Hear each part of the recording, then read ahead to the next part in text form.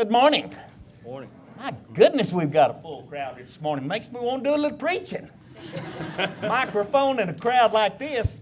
We welcome you to our meeting this morning, and this is a very important meeting, and we're very glad that you're here with us today. We will begin our meeting this morning with the prayer. I will ask Mr. Andrew Holden to come forward and ask him to get us started. Please stand as you are able. Good morning, sir. The mic is yours. Thank you, sir. Good morning, everybody.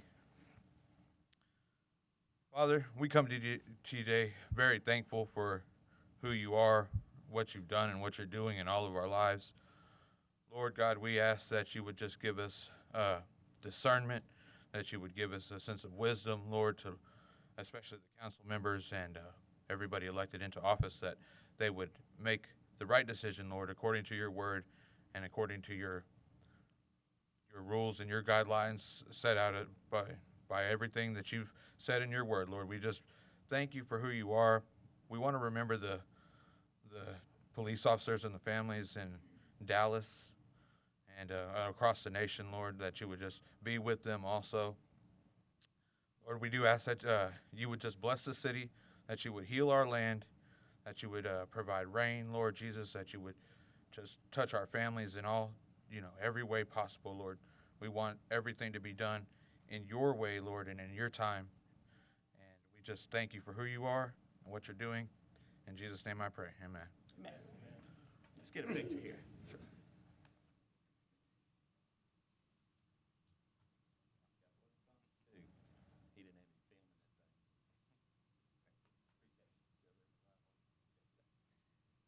And now, if Mr. Jonathan Thompson and Miss Megan Thompson would please come to the front.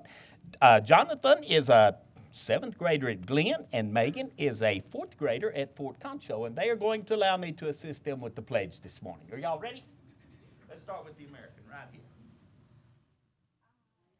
Pledge allegiance to the flag of the United States of America and to the republic for which it stands, one nation, under God, indivisible, with liberty and justice for all.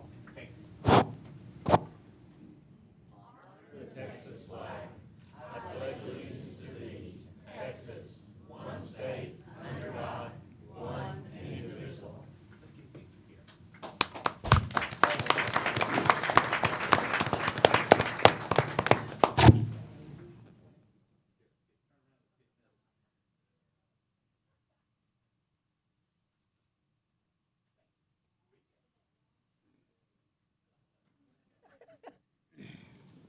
And I will admit, this is the high part. This is the highest part of my day right there when these kids come forward and we say the pledge, and I appreciate you very much. You may be seated. And Andrew, I want to thank you for mentioning the Dallas police officers, and that is one of the greatest fears I have as mayor, that foolishness will come to San Angelo.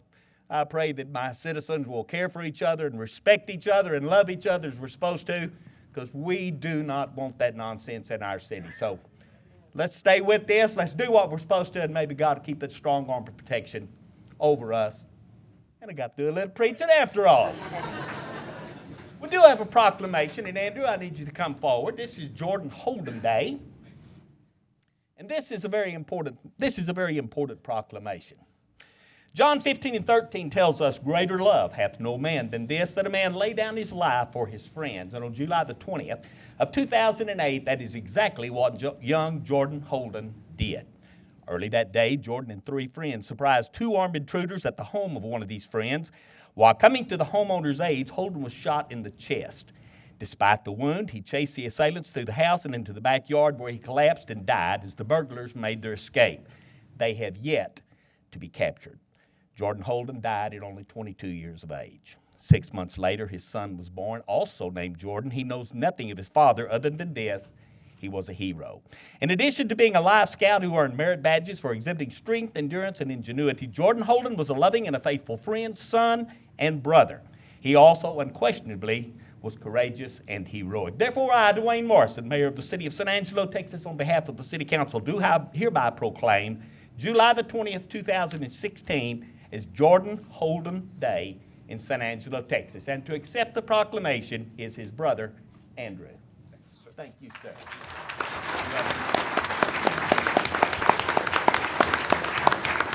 Thank you, guys. Well, you know, a lot of people around town know about the situation and my family and kind of what we went through the ordeal. And everybody has been so kind and trying to help out. The detectives on the case worked very hard. The reason why the perpetrators weren't caught just happened to fall like that. It wasn't anything that the police did. They did a great job, especially the cold case detective right now. He's doing a great job following up, continuing even 8 years later. So I just want to thank the mayor, the people of San Angelo, the city council for this great honor to, you know, to be able to honor my brother's name, have something to show his son, and just to keep his memory alive through my family and through his son also. Thank you. Thank you.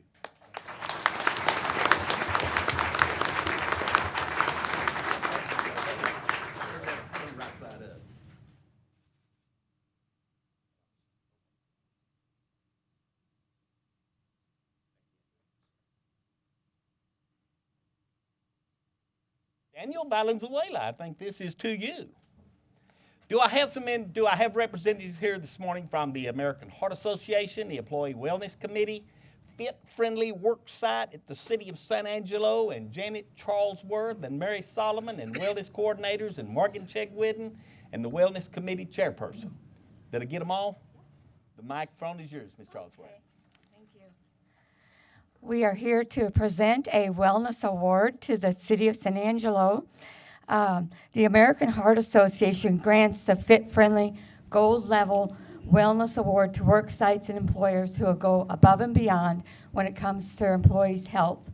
To achieve gold level status, an employer must implement at least 6 physical activity criteria, 2 nutrition criteria, and 1 of the wellness culture criteria on the application form. We applied for this award back in April, and we are pleased to announce that the American Heart Association granted the City of San Angelo the gold level award for their current wellness program that we implement with the city employees. And it's on behalf of our city community wellness chairman on behalf of the City Wellness Committee that we have developed and this San Angelo Community Medical Center, we would like to present this plaque and award to our city manager, Daniel. Thank you.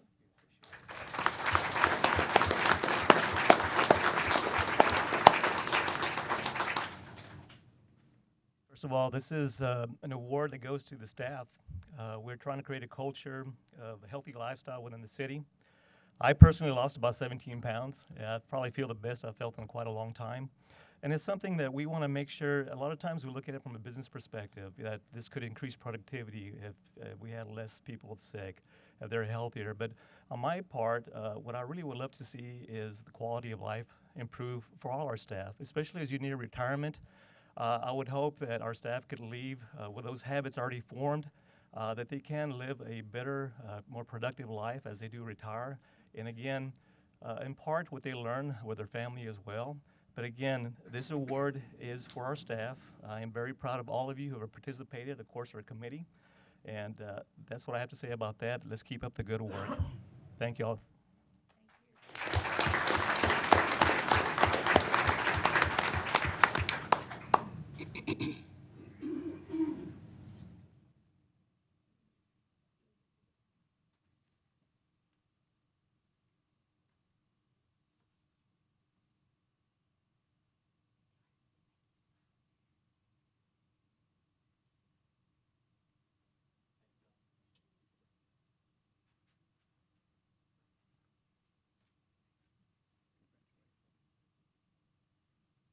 And it took me a year to lose 40 pounds and 4 months to put them right back on. Betty Teston, are you here this morning, ma'am? I'm going to go ahead and read this proclamation. I don't see Mrs. Teston. But this is, has to do with the Texas Hunger Initiative, a collaborative effort both statewide and locally. Our goal is to end hunger in Texas through policy, education, research, grassroots organizing, and community development. San Angelo is one of the 12 Texas cities selected to have regional offices with the dual purpose of recruiting, training, and supporting community partners in providing additional access points for people to apply for Texas benefits and to implement local outreach and coordination for the No Kids Hungry campaign. In Tom Green County, more than 1 in 4 families with children have times during the last year when there was not enough money to buy food. That's 5,400 households in the city of San Angelo. The goal for the Tom Green County Hunger Initiative for 2016 is to feed more children during the summer when the school is not in session. In San Angelo, over 8,600 students receive free or reduced meals when school is not in session, more than 60% of all students. After summer school ends in June, local churches, ministries, organizations, businesses, and numerous individuals have committed to provide meals in July and August at 8 San Angelo neighborhood sites plus 1 site in Carlsbad. Therefore, I, Dwayne Morrison, Mayor of the City of San Angelo, Texas, on behalf of the City Council, do hereby proclaim July 16 as Kids Eat Summer Meals Initiative Month in San Angelo, Texas, and urge all citizens to support the initiative's goal for 2016, and that is to feed the children, our city's future leaders. Would you see that Ms. Teston gets this frame? Thank y'all.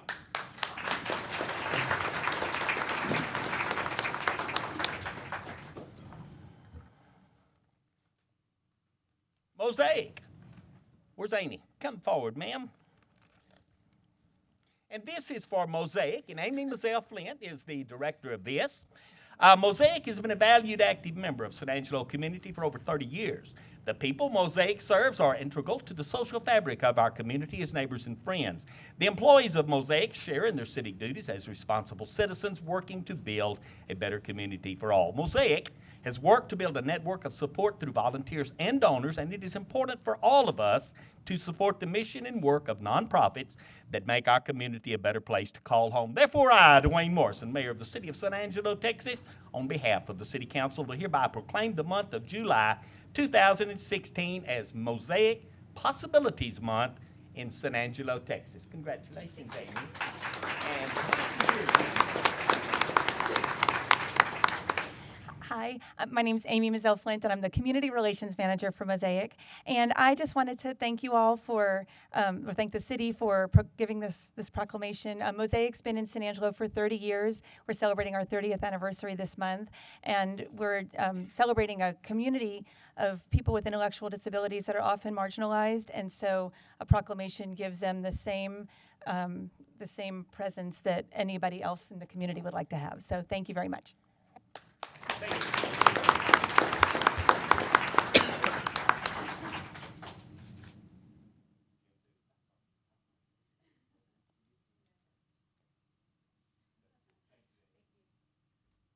Rick Tinsley, where you are, my friend. He's headed to the front. Rick is here to introduce and to give a whole bunch of certificates of recognition out to the Texas Police Games. All of you guys come up that have something to do with this, and let's help Rick. Good morning, sir. Good morning. The Texas Police Games were held in San Angelo here recently. It was a statewide effort. It took a lot of work to get this here, and we were able to do it in San Angelo, and they were all very pleased with our city. It's a resolution of the city of San Angelo to support the 2016 Texas Police Games as organized by the Texas Police Athletic Federation, the San Angelo Police Department, and the Chamber of Commerce Convention and Visitors Bureau. Anybody else we need to appear? Anybody else that's involved with this, come on forward. We don't want to confuse Rick. Susanna, where are you, Susanna? I think she's you're taking pictures, aren't you, Susanna? Okay. I'm turning the microphone over to you, Rick. Here's your, take off. Thank you. It does take a lot of people to put these games on. When we took it on, we didn't realize how many people we were going to need. And citizens of San Angelo and everybody around us, when we asked for help, they stepped up and helped us. We couldn't have done it, though, without the help of Susanna. We would go to meetings, and she would have sent us something, and most of us would say, oh, you sent us that? And she'd, well, let me go get you another copy and stuff like that. So Susanna also held us together. She was also real big in that, but she's going to take pictures and ask not to be up. I'll read one of them, I guess, and go from there. It says, Certificate of Recognition. The City Council of the City of San Angelo hereby recognizes and applauds, and then all the names, for coordinating and then different games that they did and stuff like that in support of the Texas Police Games, and it's signed by the mayor, Dwayne Morrison. So we'll start with Abel Nandine. Is he? No? Blanca De La Rosa.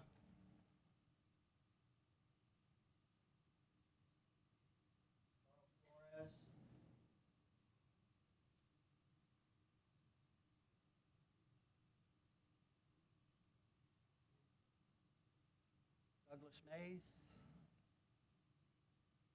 Josh Loudermilk, Kelly LaJoy,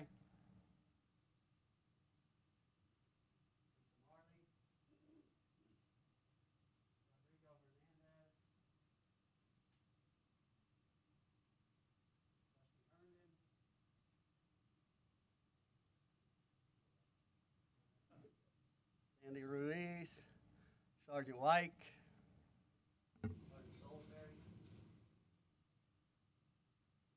Martin Stewart, Rick Ogan, myself, Travis, Steve Quaddy,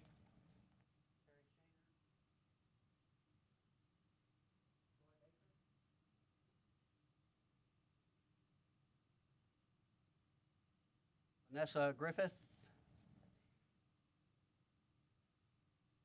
Zach Upton, Scott Gordon. Thank you all so much for all the help. We did it as a committee. It was quite an effort, so thank you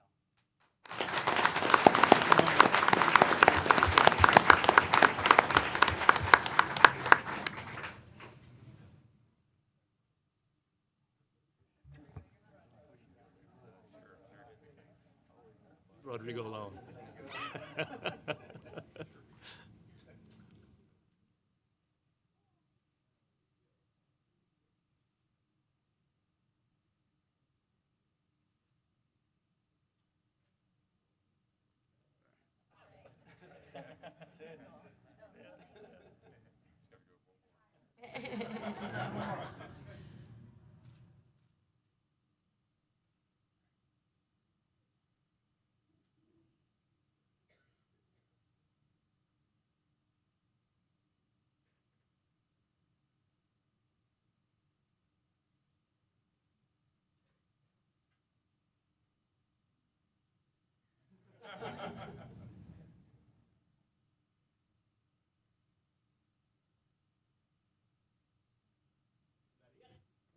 Rusty.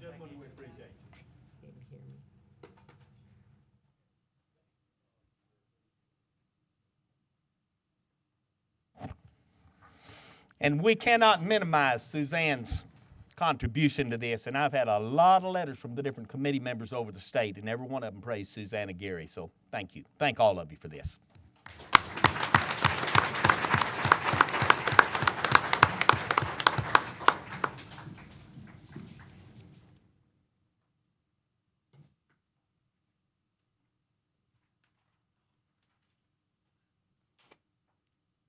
It is now part of our agenda to allow for public comment. And this is where we allow anyone that wishes to approach the city council with anything, good or bad.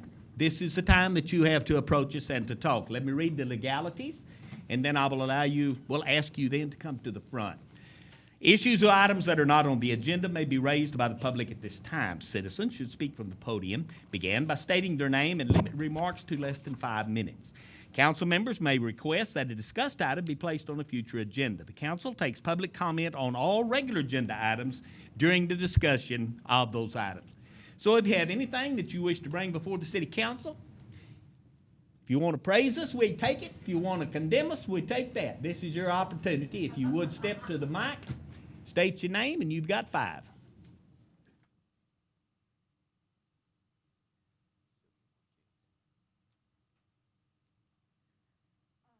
Good morning, Mayor. Good morning, Council. My name is Sylvia Martinez, and I am here as representing my son that's in the prison, and I am in charge of his business.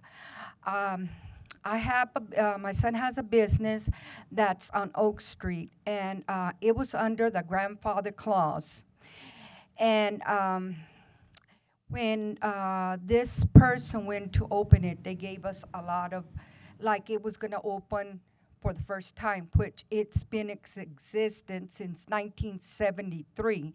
I understand that there is laws, but the city planning does not have a right to tell me when I can open and when I can close because they don't know the situation. The city council from my District 3, Mr. Thomas, I thank you, and the city manager, Valenzuela, and Mr. Daniel Cardenas, I wish to thank them for all the help. Because there has to be that we as business owners, we rent a place and they leave it destroyed. And we have barriers we have to pass by fixing them and doing, minor, fixing. Well, I'm a sick lady. I cannot be doing like a man does. And I don't think it's right for the city to tell me when I can open and when I can close. I pay the water right now. It's been for 14 months open. The water, the storm water, taxes, light. It's not abandoned. I have it painted through the outside. It's fixed to where it's rentable. When I got a renter, they put all this stuff, affidavit. When it was at this affidavit, it was another one. I could understand if I was going to start first, sir, but I wasn't going to start. It's been in existence. I'm under the grandfather's clause, but because I stayed 2 months over, no legal. It's not legal no more. But my question is to the city council and to the planning commission. We live in the United States of America, which we stand that we have the freedom of choice to talk and to open our business when we are capable of opening, not when the city planning or the city council tells us, because you all don't know the people, the owners' situation. And I would consider, since y'all pass a lot of laws, that you would take that in consideration, because I feel that it's not right. It has been open for too many years, and I had to, for every table, I had to have a parking. There's a lot of places that they don't have no parking, and you all gave them the permit. When we got everything done, even the man that, my neighbor, that I had been cutting the grass for 19 years for using the parking, I even had to get an affidavit from him. Why? If I'm doing the lawn, for the parking. Because I had to, the city wanted an affidavit, he went up to $75 if I ever want to use that parking. So I would love to hear if you all can have the wisdom and because y'all are there, we voted for you, the wisdom and the knowledge to know when people come toward you. And as me representing my son, please try to understand where I'm at. I know there's laws, but you don't have a law to tell me when to open and when to close because of people destroying the business, sir. And that's all I have to say, and I hope that you all can think about it and let me open. I don't mind paying the $447, but they kept affidavit. A lot of people have opened. They're not asking them for all these affidavits. They don't even have water in some places. They don't even have light. And I have water and light, and they don't let me open. So I leave it at that. And I hope God bless you, and I hope that you all can do what is best for not for me, because, I'm an elder, but for my son, because that's his business. I'm asking for the mercy of y'all to think what's right for not just homeowners, but business owners. Maybe y'all have a business. How would you like if the city or the planning commission told you when to close? And may God bless you, and thank you again, City Council number 3, Mr. Thomas, and I thank you very much, City Commissioner, all of you, and the city manager. I'm sorry for everything you tried to help me, and it didn't work. But maybe now that I came forward, y'all can do something to help me out, because I need your help. I need it very much, and I hope you're open to what I brought toward y'all. Thank God you, Ms. bless Martinez. y'all. Do I have any further comment? Microphone is open. Step to the front. If there is no more public comment, then I will close this portion of our agenda. We will now move on to the consent agenda. This is items A through H. I'll start with you, Mrs. Farmer, if there's any statements that you would like to make, or if there are any items on the consent agenda that you would like to pull.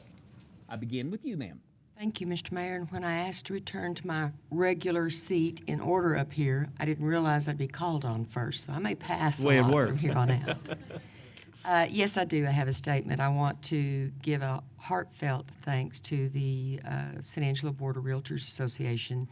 Here a while back, they had provided each council member with a binded book of regulations, state, federal, and case law on property rights, and I want to thank them for the excellent information and the sleepless nights of falling to sleep reading, but I do want to give them thanks for putting that together for us. They pulled a lot of information in various states and put it all in one packet to give us some study information, and I thank you. That's it. Thank you, ma'am. You all right with the consent agenda? I'm fine. Ms. Lucy? I have nothing to pull, but I do want to wish my mom a happy birthday. She will be turning 86 years old. Birthday. Happy birthday. Harry, do you have anything, sir? I'd like to pull item number F.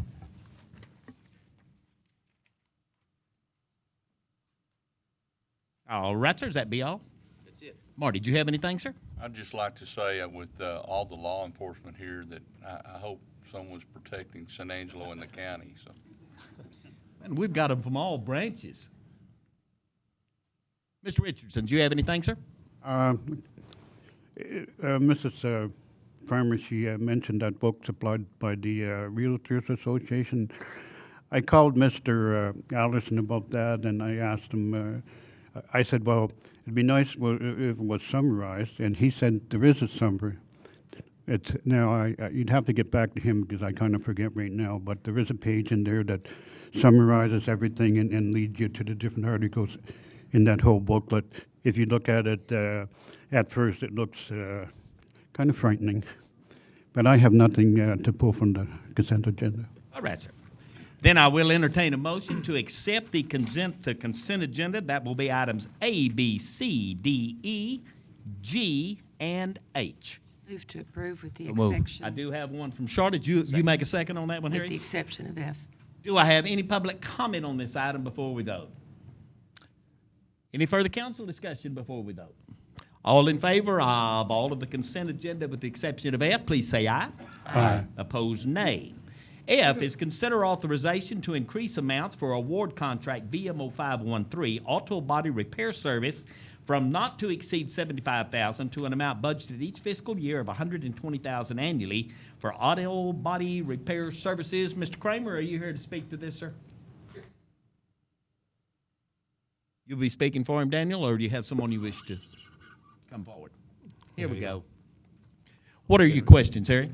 Really, I just wanted to make sure that we got a clarification for the public to have a better understanding of why we're moving from 75 to 120 on this auto body repair, even though the 120 is already budgeted. Sometimes the citizens don't see all the background information. Hi, hello, Julia Antley, Purchasing Manager. The reason that the increase was asked for is, oh, sorry, I'll let you go. Sorry about the delay. We are looking to increase this award amount. We have had a little unusual year. We typically see our accident spend amount somewhere between $60,000 and $70,000 for the year. Currently, as of about 2 weeks ago, we're sitting at about a $60,000 actual spend amount for the year for body work, body repair. And the majority of that is accident repair. We do see that if we are currently at that amount, I also have several accidents waiting, pending repair, and have added those up, the tentative quotes. And we are going to push that number this year. And so it was appropriate time to go ahead and ask for that increase. I sure have my fingers crossed that we won't reach that $120,000 number. But the most prudent thing for me to do is to request an amount that I believe is appropriate and will sustain us for the year. And I believe that this will do that for sure. I believe that answers the question. Move for approval. Do have the second from Marty, and Harry has made the motion. Any further council discussion on this item? Do I have public comment on this item? All in favor, please say aye. Aye. And opposed, nay. And now we have come to the part of the agenda where we have all gathered to come to. This is a special agenda. There will be a reception follow immediately after this special session. And the regular agenda with the newly seated council members will begin approximately 30 minutes after the recess for reception. I got about 15 minutes worth of reading to do here to meet all the legalities that the state puts on us. So if you will, please bear with me. I will read this. Then we'll swear you in first, Lane, and then we will swear you in, Frank. So then we can swear and do that. You ready, Judge? Okay. A resolution for the city of San Angelo, Texas, canvassing returns of the runoff election held in said city on the 2nd day of July 2016 for the purpose of electing municipal officers, declaring results of the runoff election, providing a severability clause, and providing for an effective date. Whereas, pursuant to resolution number 201605068 of the city of San Angelo, Texas, adopted on the 18th day of May 2016, a runoff election was duly held on the 2nd day of July 2016 for the purpose of electing municipal officers to the following positions: Chief of Police to a 4-year term and City Council member for Single Member District 5 to a 3-year term. And whereas said runoff election were held with the solemnities and formalities necessary to make a valid election, all notices having been posted in the manner and for the length of time required by law, and whereas only duly qualified resident voters of the city of San Angelo, Texas, voted at the special election called and held on July 2, 2016, and whereas Section 67.003A of the Texas Election Code, as amended, generally provides that the canvassing authority shall convene to conduct the local canvass at the time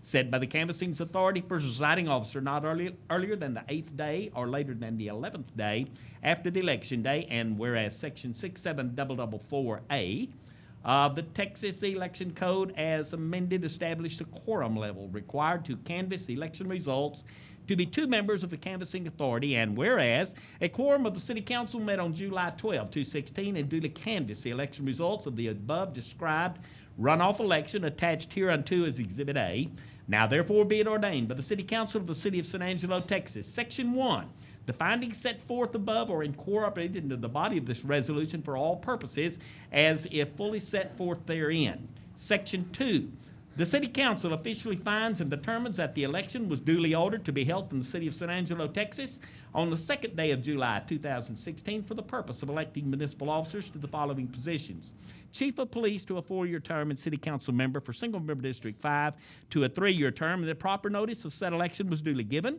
that proper election officers were duly appointed prior to said election, that said election has been duly made and election returns delivered, and that the City Council has duly canvassed and returns all in accordance with law. Section 3, the City Council officially finds and determines that only qualified resident voters of the city of San Angelo were allowed to vote at said election, and the following votes were cast at said election, and that the canvass of the votes cast in said election and returns thereof, which is attached hereunto as Exhibit A, were made in accordance with law. Chief of Police, Tim Vasquez, 2165 or 34.10% early absentee, 1159 or 30.92% on election day, for a total of 3,324 votes or 32.92% of the election. Frank Carter, 4,184 or 65.90% early absentee, 2,589 votes or 69.08% on election day, for a total of 6,743 votes or 67.8% in the election. City Council member, SMD number 5, Elizabeth Miller Grindstaff, early absentee votes 710 for a 48.4%, 321 for 44.46% on election day, and 1028 total votes for a total of 46.79%. Lane Carter, early absentee votes 768 for a 51.96%, 401 votes on election day for a 55.54%, for a total vote of 1,169 or 53.21% of the election. Section 4, pursuant to the applicable provisions of the Texas Local Government Code, Texas Election Code, and the City of San Angelo, Texas Home Rule Charter, the City Council officially finds, determines, and declares the results of said election to be that, number 1, Frank Carter is elected Chief of Police for the City of San Angelo to a 4-year term of office by majority vote of the votes cast for Chief of Police. And number 2, Lane Carter is elected to the position of City Council Member, Single Member District number 5, to a 3-year term of office by majority vote of the votes cast for City Council Member, Single Member District number 5. Section 5, it is hereby declared to be the intention of the City Council that the phrases, clauses, sentences, paragraphs, and sections of this resolution are severable, and if any phase, clause, sentence, paragraph, or section of this resolution shall be declared unconstitutional by the valid judgment or decree of any court of competent jurisdiction, such unconstitutionality shall not affect any of the remaining phrases, clauses, sentences, paragraphs, and sections of this resolution, since the same would have been enacted by the City Council without the incorporation of this resolution of any such unconstitutional phrase, clause, sentence, paragraph, or section. And section number 6. The resolution shall be effective immediately upon its adoption. I don't have to read this again for any clarification, do I? They did that to you on purpose. You did all that without taking a breath. I did. I did, or getting a drink of water. I now need a motion to approve the resolution that I have just read. So moved. Second. Got a motion to accept by Marty. I have a second by Lucy. Do I have any council discussion on this? Do I have any public comment on this before we swear these gentlemen in? I will call for the vote. All in favor, please say aye. Aye. Opposed, nay. Put a 6-0 on that one, brother. Ready?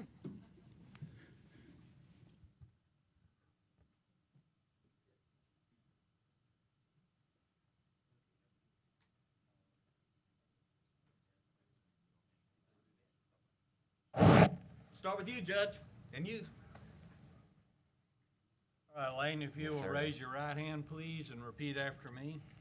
I, Lane Carter, I, Lane Carter, do solemnly swear or affirm do solemnly swear or affirm that I will faithfully execute the duties of the office that I will faithfully execute the duties of the office of the San Angelo City Council, of the San Angelo City Council, Single Member District 5 Single Member District 5 of the state of Texas, of the state of Texas, and will to the best of my ability and will to the best of my ability preserve, protect, and defend preserve, protect, and defend the Constitution and the laws of the United States the Constitution and the laws of the United States and of this state, and of this state. so help me God. So help me God.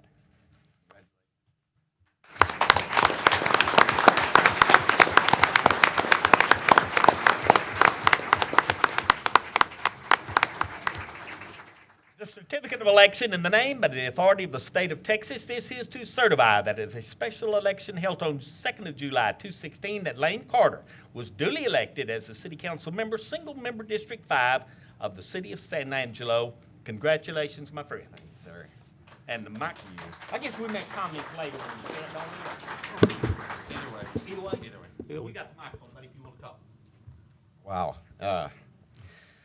A year ago, this was just a dream, and now it's a reality. Hold it together.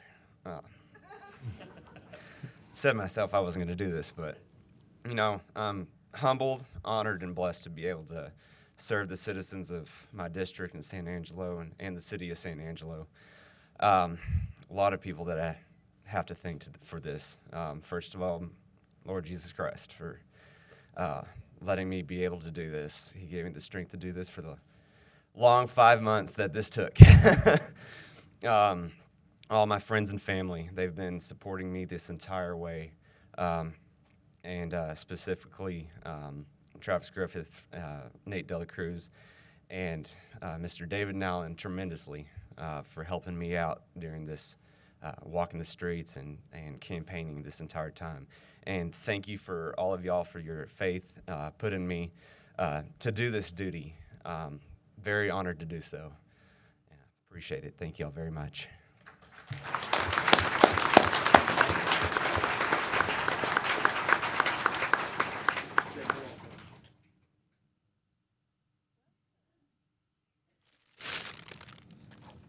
Betsy and I decided you needed to go right between us. Nudge me from both sides. Yes.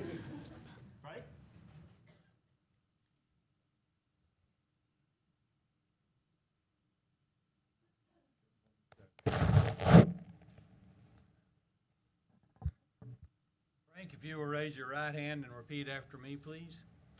I, Frank Carter, I, Frank Carter, do solemnly swear or affirm do solemnly swear or affirm that I will faithfully execute the duties that I will faithfully execute the duties of the office of San Angelo Chief of Police San Angelo Chief of Police of the state of Texas, of the state of Texas, and will to the best of my ability and will to the best of my ability preserve, protect, and defend preserve, protect, and defend the Constitution and the laws of the United States the Constitution and the laws of the United States and of this state, and of this state. so help me God. So help me God.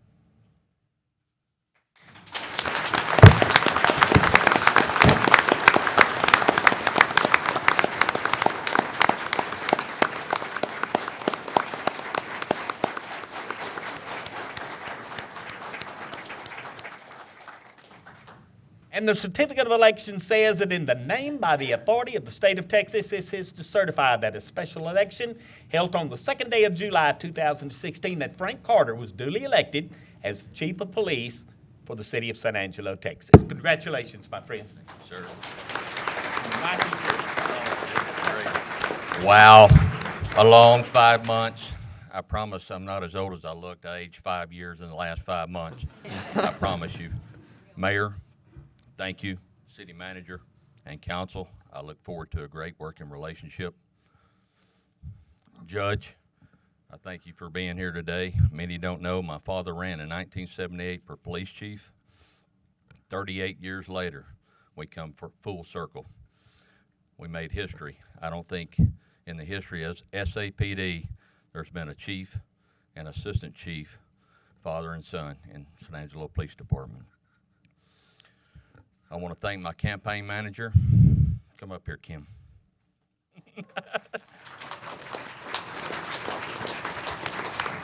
As she comes up here, I asked her to be my campaign manager. She was very hesitant. She said, I don't know nothing about politics. I said, me neither. We'll be fine. It's just an example. It's not about your experience. It's about your drive and compassion and what you believe in. I want to thank my steering committee. She was not alone. We had great people by our side. I can't name them all. I'd be scared that I'd miss somebody. My family, my father, my mother, and my wife stood by me the entire time. And for everybody in here and the supporters, the voters, I can't thank you enough. I'm grateful, very grateful. I ask for each one of you to continue to pray for the families of Dallas and the police officer. Thank you very much. Thank you.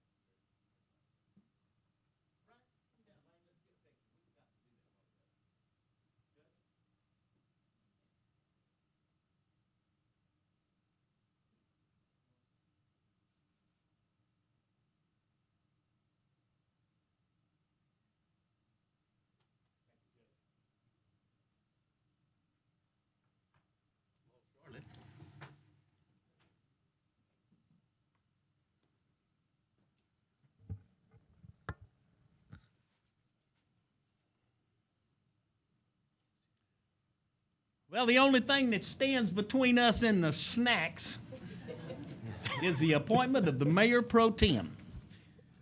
Where's Charlotte?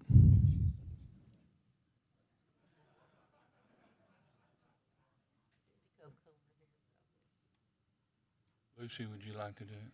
You want it? No, would you? Huh? We're going to nominate her.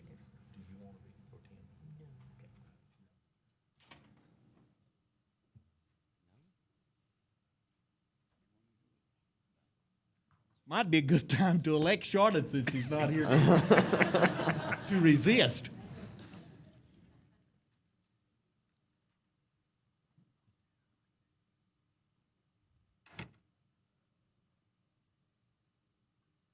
She'll return.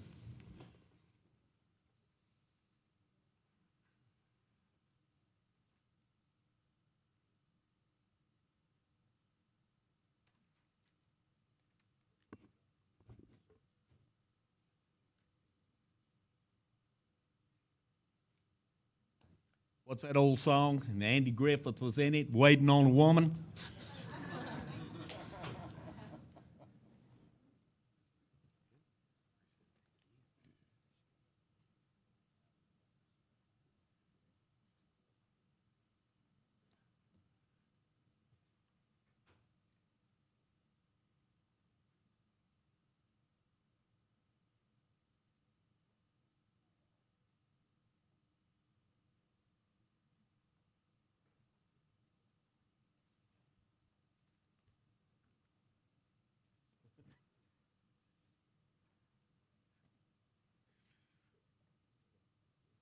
Mm-hmm. I can't even think of a joke at this time.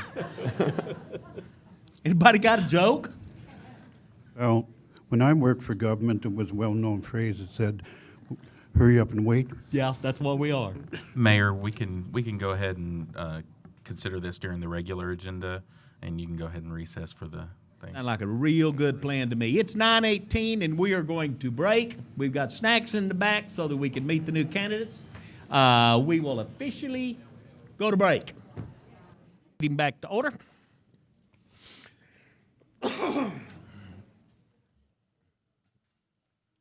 wouldn't have problems if we did this after the cake and the punch every meeting, Brian. It'd be sound like a pretty good deal. I'll submit the budget amendment. Submit that to the Budget Committee, would you? We are now to item number A on our regular agenda, which is public hearing of the 2016 Annual Action Plan for use of CDBG and home grant funds, and consider approving a resolution authorizing the city manager to execute the applications, required certifications, related documents, and annual.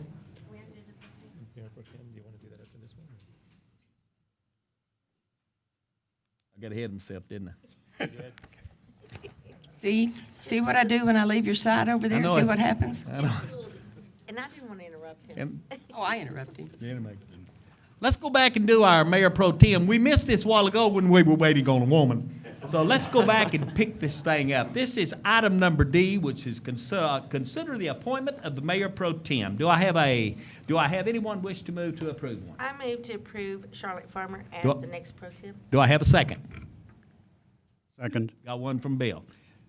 Charlotte Farmer has been nominated to be the Mayor Pro Tem. It has been seconded. Do I have any council discussion on this? Do I have public comment on this? Pardon me? Yes. Okay. Be happy to. We were going to appoint you a while ago when you were gone.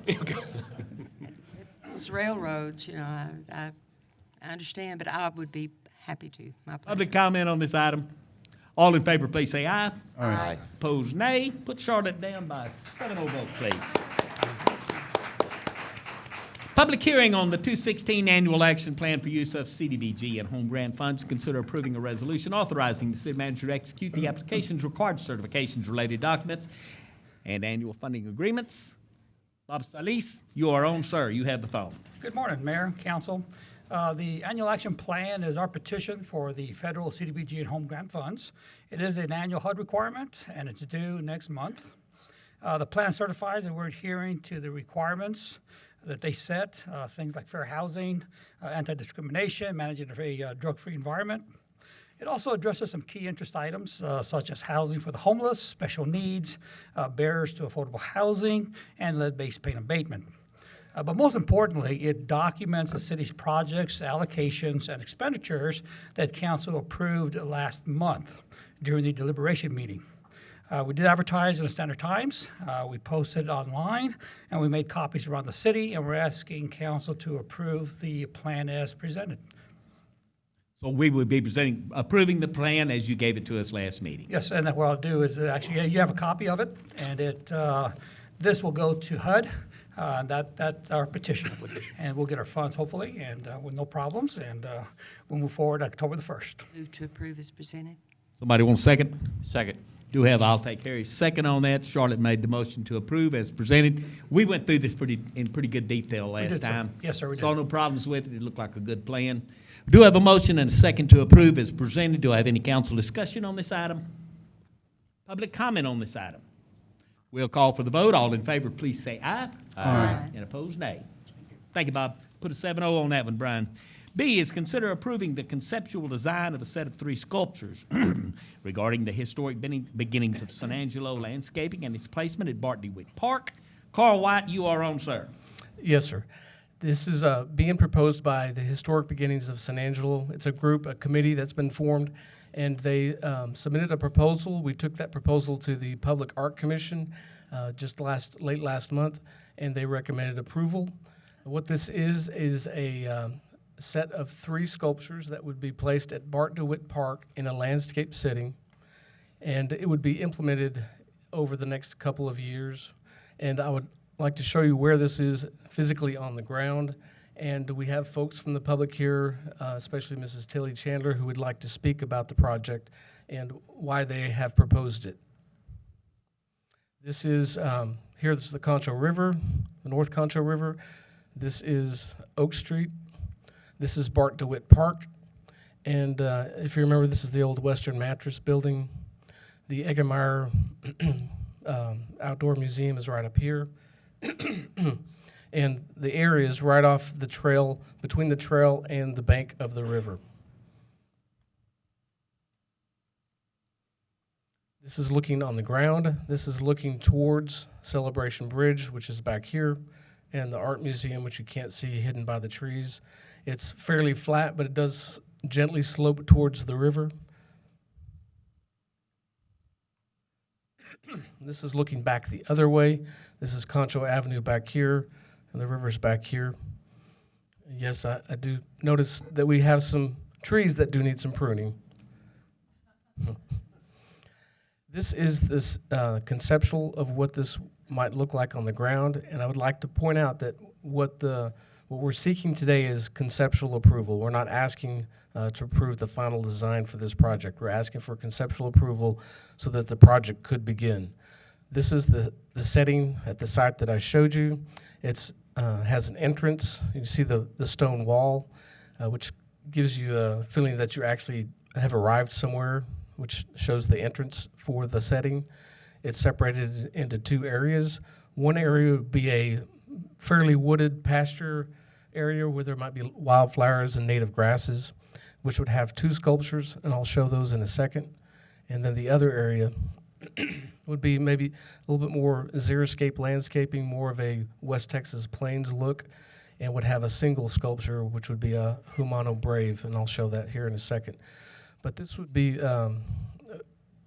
wouldn't have a heavy vegetation, wouldn't be a lot of landscape plants. It would be fairly low maintenance in terms of the plants that would be planted, which would be put on drip irrigation. We would have a stone border around the area, and the plants would be put on drip irrigation, and there would be different areas for seating for folks to gather and sit and contemplate. At this, you'll see here, this is the one site where there would be the lady in blue and the child in the wooded pasture setting. This is a conceptual of what the sculptures might look like. This stone structure here would be a digital kiosk that could give you the story behind this, and you basically just walk up to it and it'd be a touch screen and it would give you the story. This is the other area with the Humano Brave, which would be, like I said, a little more xeriscape landscaping, and then there would be the boulders around the sculpture with the painted rocks. In terms of the estimated budget, the proponents have stated they have a donation from an anonymous donor for $500,000 for this project, and this shows what the estimated budget would be. I suppose we do want to talk about the maintenance and the maintenance endowment of this, and you'll notice here there is a line item for maintenance endowment because there would be some cost to this. Essentially, they're not asking to lease the property. This would be a physical and permanent physical and permanent improvement to the park. It would become the city's property.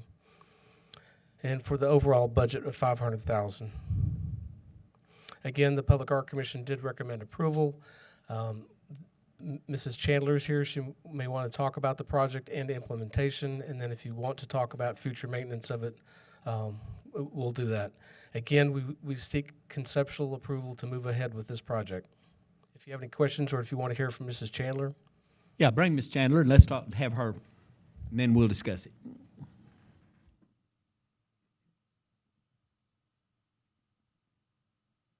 Good morning, ma'am.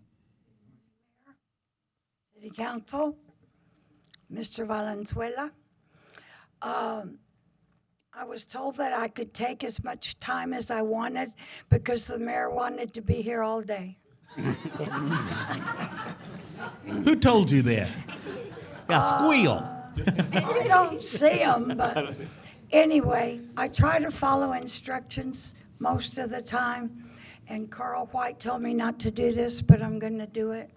I'd like to introduce, they drove a long way, some of the leaders of the Humano tribe, and we make a lot of mistakes, but they're all mine.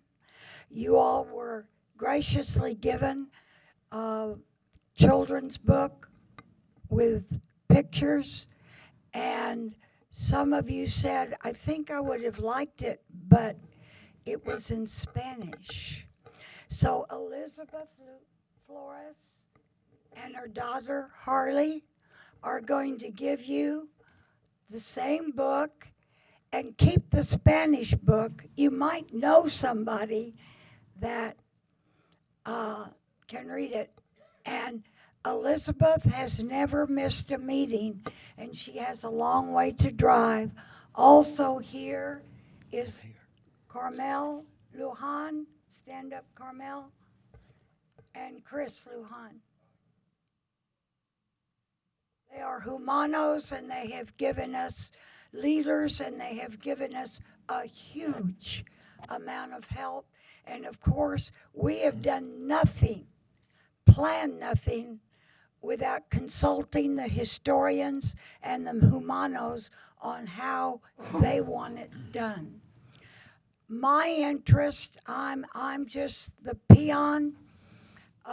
My interest is that I would like people to hear about our fabulous history that can go back thousands of years. And there weren't brothels then that lined the streets. If San Antonio had our river and our history, they'd already made $1 billion on it. They took a dirty canal and made $1 billion. We have, as the donor said, a fabulous story. We can go back 400 to 600 written history. And as the editor, former editor said, our history has been buried long enough. Now, as I said, I'm the peon. I'd like to bring up the professional, Katie Mertz Johnson. She and I served on the Angelus Committee. And if you have any technical questions, Katie can certainly answer them. Very typically Tilly Chandler. I'm Katie Johnson, and Tilly and I did work over the last 10 years, and with the completion of the Los Angeles Sculpture Project at the Visitor Center in 2005. I just wanted you to know that it's a terrific committee of people who have lots of experience with working with the city in working on public art installations, and our donors' condition of beginning this project is that we have the most recognized and the very best piece, art quality bronze sculptures there that we can possibly get. So there is a committee of us who have experience working in art museums and working with the arts community, working with sculptors to put our wonderful Umano community together with an artist who can faithfully represent what needs to be represented. So we are honored. Our honored duty is the integrity of the art for this permanent site in San Angelo that I think will be another terrific spot along the river that links with Concho Street. Is going to be a terrific destination in a beautiful site that we're very happy about. So do we have any questions? Questions, council? This Yeah. is time. I just have a question about the painted rocks and the pictograms. Are they accurate? And do they tell a story? The concept is that since it is a distance from San Angelo out to the paint rock pictographs, that those pictographs they'll actually be copies of the ones that are there in paint rock. And everything has to be accurate for the historic integrity of this project. So there won't be any interpretation that is not consistent with paint rock and with the Umano community. Does that answer your question? But as they're displayed, do they tell a story, or are they just random? Yes, the interpretation of the site will be through the digital kiosk. So there will be interpretive information as well as didactic information there for the visitors. Okay, thank you. We'll also have, what do you call it? Not plaques, about the Umano history. So many people will never get to paint rock that live here. So we thought we'd bring a little bit of paint rock to town. The Campbells, who own the ranch, are very excited about it. And we will have information that talks about the daily life, the history of the Humanos, how they earn their living. That'll all be explained and will also be in the movie in the kiosk. Thank you. Anyone else? Harry? I think this really is a great concept for the history of San Angelo, and I want people to understand that this was before the fort and any of the places downtown. So this is really something that will draw more visitors to the area. I want to say also, who can ever say no to Tilly?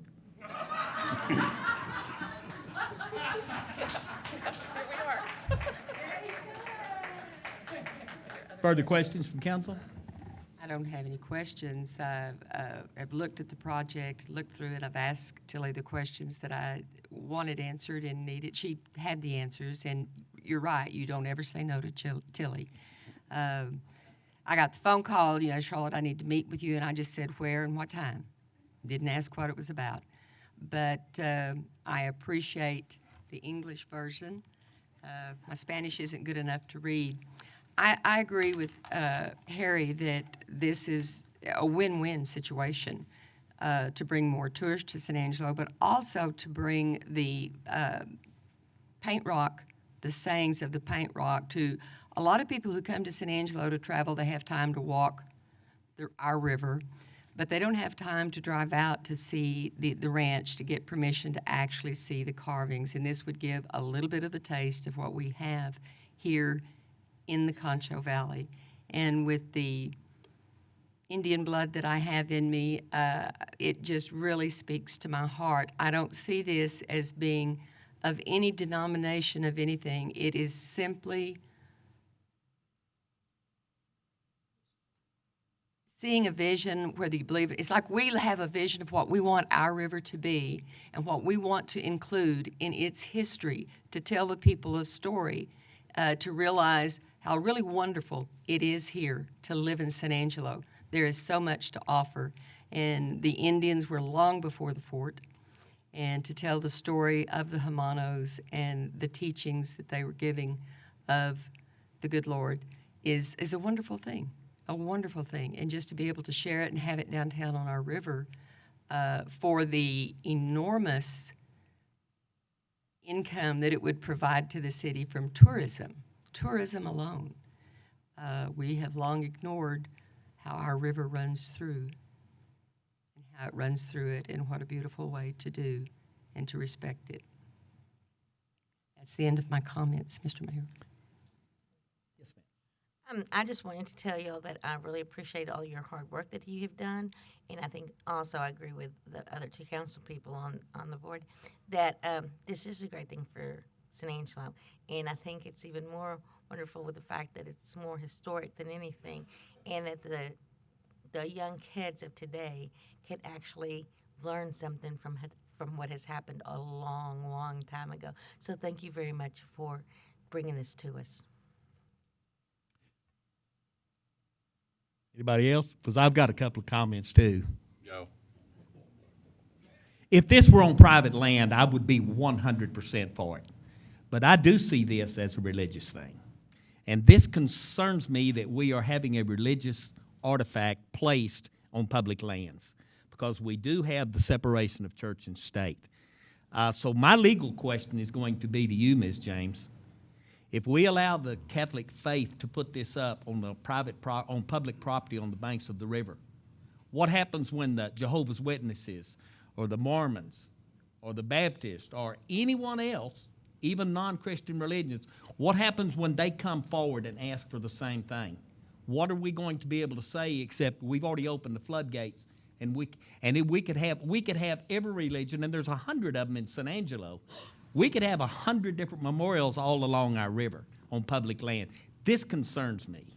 Well, I'm less concerned about it because it does deal with the history of the area.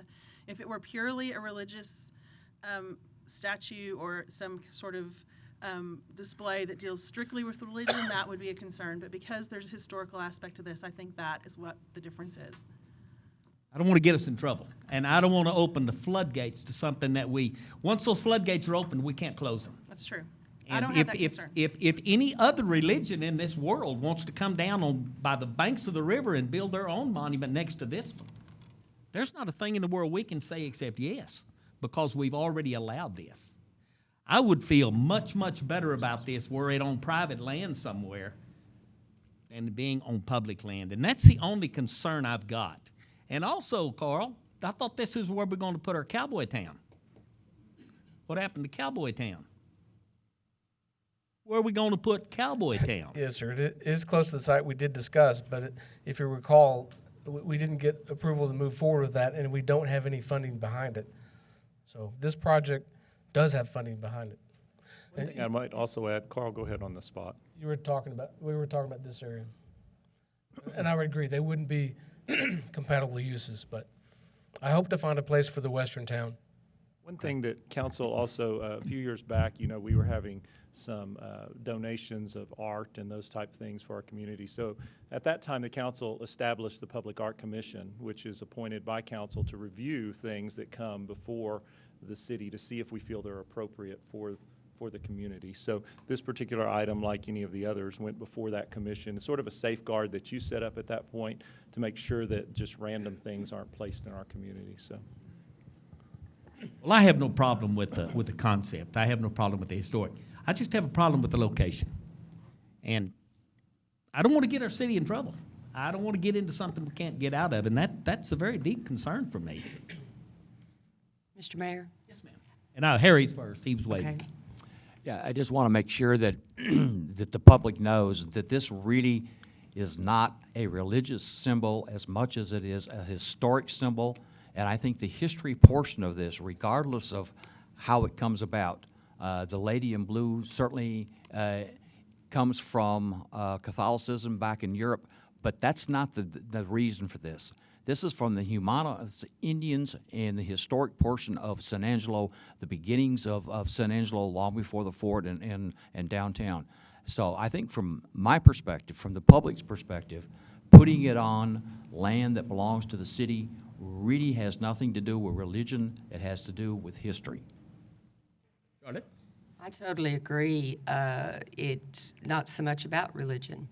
You know, anyone can determine what denomination they wish once they have discovered the good Lord.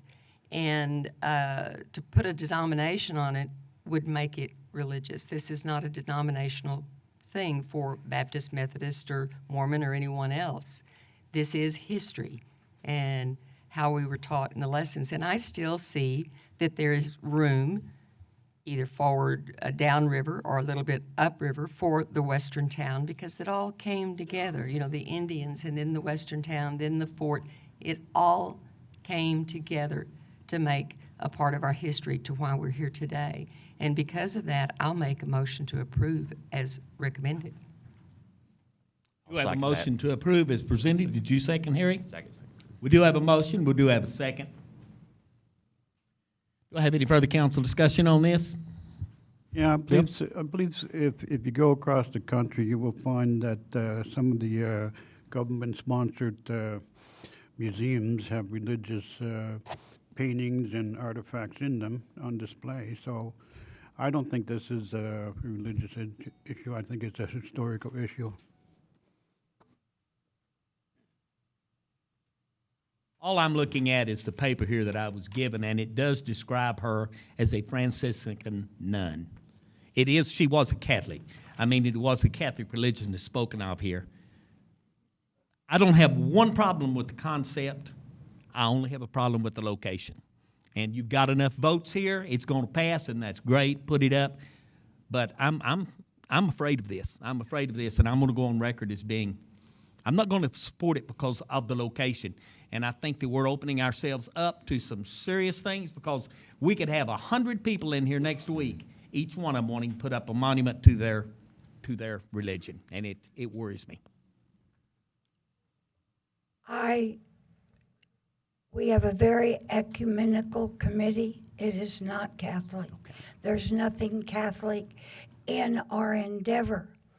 And if anybody else steps forward and wants to put up a monument, if they can document 12,000 years of the history, then that's what San Angelo's about. Very well. I know you've got support, and it will happen, but I've also got my concerns, and I'm responsible to say my concerns and to stand up for them. Do I have any public comment on this, further comment before we vote? Come forward, Gus.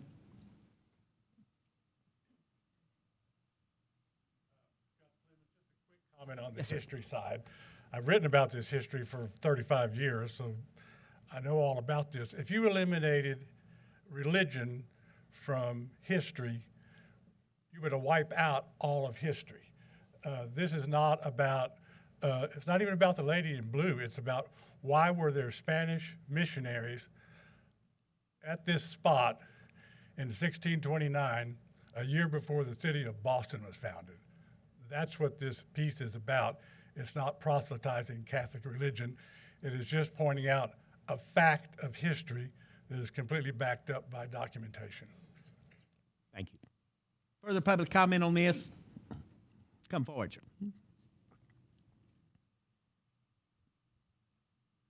Mayor, Council, my name is Steve Hampton, and I just happened to be here today, and you brought up religion, and so I would like to make a statement about that. Yes. I'm a member of the Mormon Church, and I find no problem with this at all. In fact, I think one of the great benefits of living in this community is because of the religious environment that we are exposed to, and I think this would be well accepted. Also, I have another question.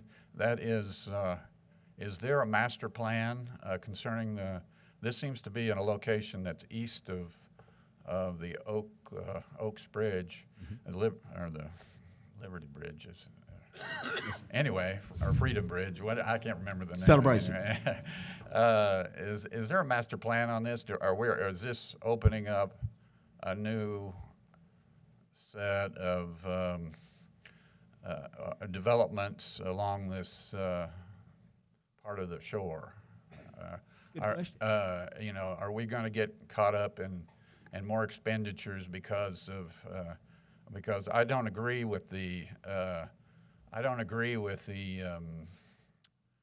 that this is going to bring in a bunch of tourism that's going to support any development along in that way. But I think it is certainly notable to remember our history. So I have questions about do we have a master plan on this eastern part of the river that I'm unaware of? I don't know of anything, Rick. What do you say? To answer that question, and Carl can chime in as well, we did a master plan of the whole river. For the most part, that included trails and lighting and bank stabilizations and various nodes along the river. This particular area was not specifically designed out. The goal is to develop nodes of interest along the river. So as you're moving along the river, whether it's Kids Kingdom or the Bosque or the points of interest as you go along to draw you along. As far as your question in regard to maintenance, you'll notice in their presentation, staff, of course, brought that up. This group has graciously agreed that they would work on an endowment of funds to help fund those maintenance dollars. So we're suggesting that endowment needs to spin off a certain amount of money each year that would then cover the cost of the increased maintenance of this site. So you're saying that there will be further development on down the river? Our goal and is to make the river, of course, have a natural feel to it, but as you've looked at the downtown area, there's various concepts of development in the downtown area versus as you move away from the downtown area. So there are various concepts developed. And yes. there's a dam in this area. Correct. And will that be moved or changed in any way? And parking? In this particular case, there's parking right there behind what I call the old Western Mattress building that is owned by the city.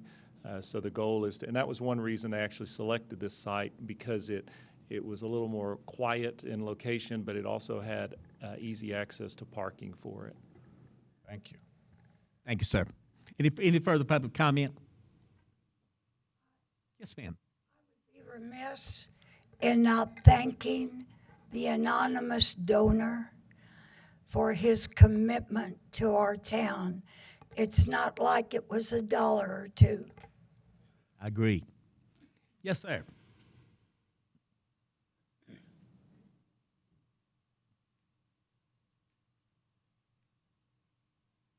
Thank you for addressing the establishment clause. If you would, give us your name, please, sir. I'm sorry, my name is Michael Baird. Thank you. There are some questions about establishment clause, but the First Amendment also has a free exercise clause.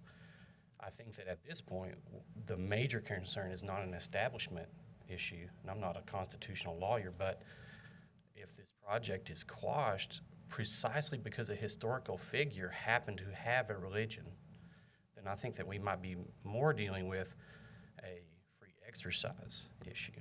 Thank you. It's a very good point. Thank you. Any further comment? Can you repeat the motion? To approve as presented. To approve. Yes, ma'am. To approve the conceptual plan. Yes.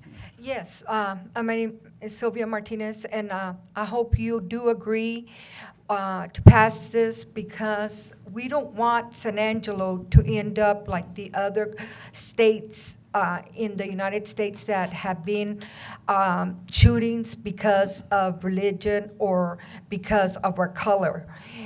This, I would think, being a Catholic, is nothing to do with Catholic. It was done, it was here before any of our ancestors were here. My grandmother was one of the first ancestors here, Woodenberg, and I would like you to put, it's not nothing. Y'all have to think of not color or creed. Y'all have to think what is good for the for San Angelo, for the to get money inside, for the streets. We need a lot of stuff for the streets. That would bring a lot of people in. And it's not about religion, Mayor, here. It's not about religion. Because anybody with common sense, that they know history, not even that I just have a GD, I know the difference, that it's historical. So I hope you all do approve for this. Thank you, ma'am. Do I have further comment? My wife told me everything y'all have told me before I left home this morning. Come forward, please, ma'am. Or please, sir. Does she have common sense? Oh, yes. Yes, sir. Chris Lujan, represent some of the Humanos. This doesn't have to do with religion. Yes, there's religion that's kind of added to it, but it has to do about a people. Y'all took our land. Y'all killed us. We want to make something to bring everybody together. Thank you. Thank you, sir. Yes, ma'am.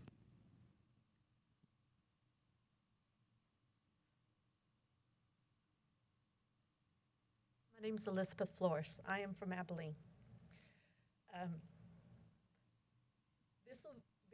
Our family, there's several, matter of fact, we had a family reunion. We had to have it on 2 different weekends. That's how many family members there was. There was just a ridiculous amount of people. We had it in Abilene. With us being here and us being, because we're all related, bringing this here, we will also be bringing all our family for, tourism, hotels, restaurants, shopping. It's something that we will belong to and that we will encourage our members and our children to come here. So when you look at dollars, we're bringing you a lot. That's something Thank to you, think ma'am. about. More other stores can open up, more artifacts, Indian, Hispanic, just Western.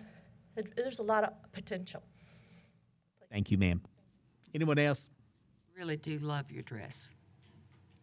I love your hair. Yes. Anyone else care to speak? I'm not opposed to this. I'm opposed to the location. And I don't want every Catholic town to write me a letter because I'm not opposed to what you're doing. You either, Cynthia. Come over. Do you want to speak? And I did spend most of my night setting up thinking about this, trying to figure out how I was, but it concerns me. Yes, ma'am. And I understand your concern, Mayor. This is an awesome story. I'm an implant. I'm one of those, got to Texas as quick as I could. My mother's a born Texan. We have Native American in my family. I'm in the club. Okay, my grandmother was from Chihuahua, Mexico. I'm in the club. And this is a story, a fantastic story that is being spread all over the world right now because of what's happening. In fact, we have pretty important people that are paying attention to San Angelo because of this story. So I'm proud of it. Thank you. Thank you, Cynthia.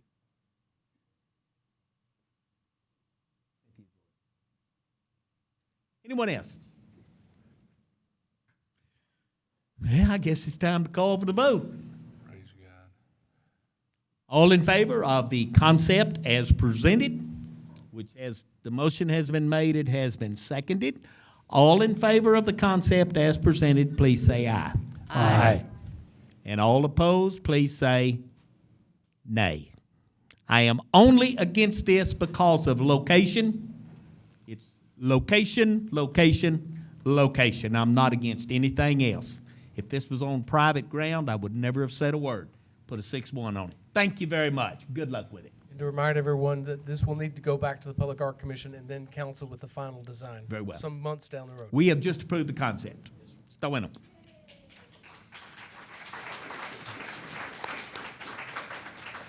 Item number C is the first reading and public hearing of an ordinance for a street name change from Cresswell Street to Lighthouse Way for a 470-foot length of the right-of-way from Vaughn Street to Austin Street. John James, you are on, sir. Thank you. John James, Director of Planning and Development Services. As you mentioned, this is a street name change request from a private property owner. You can see here it's Cresswell.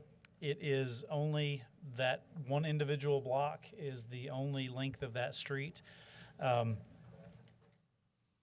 they are requesting the name Lighthouse Way for that street. This is requested by the Lighthouse for the Blind organization, and that's what prompted them to ask for the name Lighthouse Way. Here's the future land use of the area. It is a commercial area. It's a combination of zoning districts, including manufacturing, commercial, and you can see some single family there. I will point out that there are, this is the, let me go back. There are currently no properties addressed on this street, so in terms of addressing, it won't make any difference, it won't be changing anybody's address, in other words. We do have a Lighthouse Lane that's out in the lake area. Typically, our standards would suggest that we don't name two streets so similarly, a Lighthouse Way and a Lighthouse Lane. Because of the shortness of this street, the length, and the fact that there are no properties addressed on the street, as well as the fact that there are currently no properties addressed on Lighthouse Lane at the lake either. In our review process, the number of departments that reviewed this felt comfortable with this particular name change. Although, again, I'll say, normally if somebody comes forward asking for a name change that would a Lighthouse Way, a Lighthouse Lane, a Lighthouse Court, we wouldn't typically recommend in favor of that. I don't understand that statement, because we've got Old Post Circle, Old Post Lane, Old Post Court, Old Post. I mean, we have that, so why would you not recommend? There are some distinctions. Courts, for example, where you have a long street and there's a cul-de-sac that comes off of that street, it's not uncommon for that cul-de-sac to have the same street name and just a court designation, but because they're in the same area, that doesn't cause the same problem. The potential problem here is somebody calls 911 and says, I'm on Lighthouse Lane. You don't want somebody showing up at Lighthouse Way. And so it's that confusion. So we look at each one of these on a case-by-case basis. And so that's not to say that this can't happen. Again, in fact, we're recommending in favor of it in this case. But the general rule would suggest that we don't typically do that. But there are exceptions, and we do have those elsewhere in the community. Does that answer your question? No, but that's okay. This is just showing that existing Lighthouse Lane. Again, it's just a short segment, but that could be continued into the future as that undeveloped area develops. You answered my concern. I move for approval. Second. Do you have a motion to approve as presented? Do we have a second? I don't see any problem with it. Does anyone else see a problem with it on the council? This is your time to speak if you do. It does require a public hearing. That does require a public hearing. This is the public hearing. So if anyone in the audience has a problem with this or a concern, this is your time to step up and make your concerns known. No public comment? Then I will call for the vote. The motion has been made to change it to Lighthouse Lane from Criswell, and it will affect only one resident or one address. Lighthouse Way. Lighthouse Way. Lighthouse Way from Criswell, and it will affect only one address. Actually, no addresses at this point. Okay. All in favor, please say aye. Aye. Opposed, nay. Let's move on to the next one, which is another first reading and public hearing on an ordinance to repeal an ordinance approved on September 18th, 2012, naming a private drive as Tom Clock Drive, and to designate an unnamed private drive in the 2900 block of Southwest Boulevard as Time Clock Drive. You have the floor, sir. Thank you. This is a similar case in that we're treating it as a street name change in terms of process. It's actually not a street, and so that's the distinction, and I'll get into that here in a little bit. You can see here at this location is the new location of the Time Clock Plus headquarters of that company. They currently are addressed at a different location on a private driveway that is addressed as Time Clock Drive. Since they're moving their facility, they want to rescind that previous ordinance designating Time Clock Drive at their old location, and they want to basically carry over that same address and street name to their new location. What that would mean is giving a street designation to this internal part of the shopping center driveway. Basically giving a street name to a driveway in a shopping center with an address being addressed off of that. So again, there are two actions required. One is to rescind that first ordinance that designates Time Clock Drive over off the loop at their old location. And the second action would be to enact the new ordinance giving that name to the new location. This is the previous location. Again, that's currently addressed as Time Clock Drive. Just the zoning of the area, it is commercial. Here's a picture. This is the driveway in question. Again, it's off of Southwest Boulevard. The building itself is currently addressed off of Southwest, as are all of these other shops in that shopping center. I'll point out that this change would only affect the one building. All of the other buildings in the shopping center would maintain their Southwest Boulevard address. And I'll mention in a minute, that's one of the reasons for concern. This is just a picture of that, their new business, and again, seeing the driveway in front of the business that would get the street name. So staff is recommending denial, and I'll go about it, the reasons for that. It is more reaching. The previous designation only affected the single building. This potentially affects the whole shopping center. All of the other businesses in the shopping center will have a Southwest Boulevard address, whereas this one would have a different, not only a different address, but a different street name. It implies an address portability, that you can pick up your address and move it somewhere else. We're concerned that that may set a precedent that could be problematic. This was reviewed by all of the departments in the city, and I won't read all of these, but all of these departments and divisions recommended against this for a variety of different reasons. Obviously, police and fire and 911 had some concerns about number one, giving a street name to something that's not a street, and some of the other concerns I mentioned as well. Some of the other rationales that we looked at, possible delays in updating things like people's GPS, Google Maps, make it more difficult as those changes transition through those systems. Confusion to the public, as I mentioned, some of the businesses in that shopping center will have an address on one street. This building will have an address as another street, again, which isn't actually a street. There are no similarly named streets, so that's not a problem. Again, this is a unique circumstance. The applicant's going to tell you that that's a reason to approve it. It is very unique. You saw one of these in 2012 when they asked for the first designation to be named. You approved that. The council at the time approved that at the time. No one else has come forward, so I understand that one of our concerns is that this will set a precedent and other people will want to be naming private drives as streets. At least since 2012, no one else has come to do that, but it is still a concern that we would have. We did send out notices. We did not receive any responses in opposition or in favor. I will add that the owner of the shopping center has submitted a letter. They're comfortable with the change and how it impacts the shopping center. Staff does recommend approval of rescinding the street name at their current or their previous location, so we're okay with that. That needs to happen in any case, but as I mentioned, for the number of reasons, we are recommending denial of the renaming of the new location as Time Clock Drive. With that, the Planning Commission recommended approval of both, and I won't read through these, but they looked at both ordinances as well. But their recommendation was to approve both ordinances and giving the new name Time Clock Drive, and that was a 5-2 vote by the Planning Commission. With that, I'd be happy to answer any questions. It's my district, and I've driven it, I've walked it, I shop there. I'm accustomed to giving people directions, and I would always say, well, you know, the Multicam, you'll pass the Multicam when it was there. Big name on the front, they can see it from Sherwood Way, and I don't have a problem with it. I think, to me, it's a win simply because of the employees that they have, that they value, and they're increasing in size.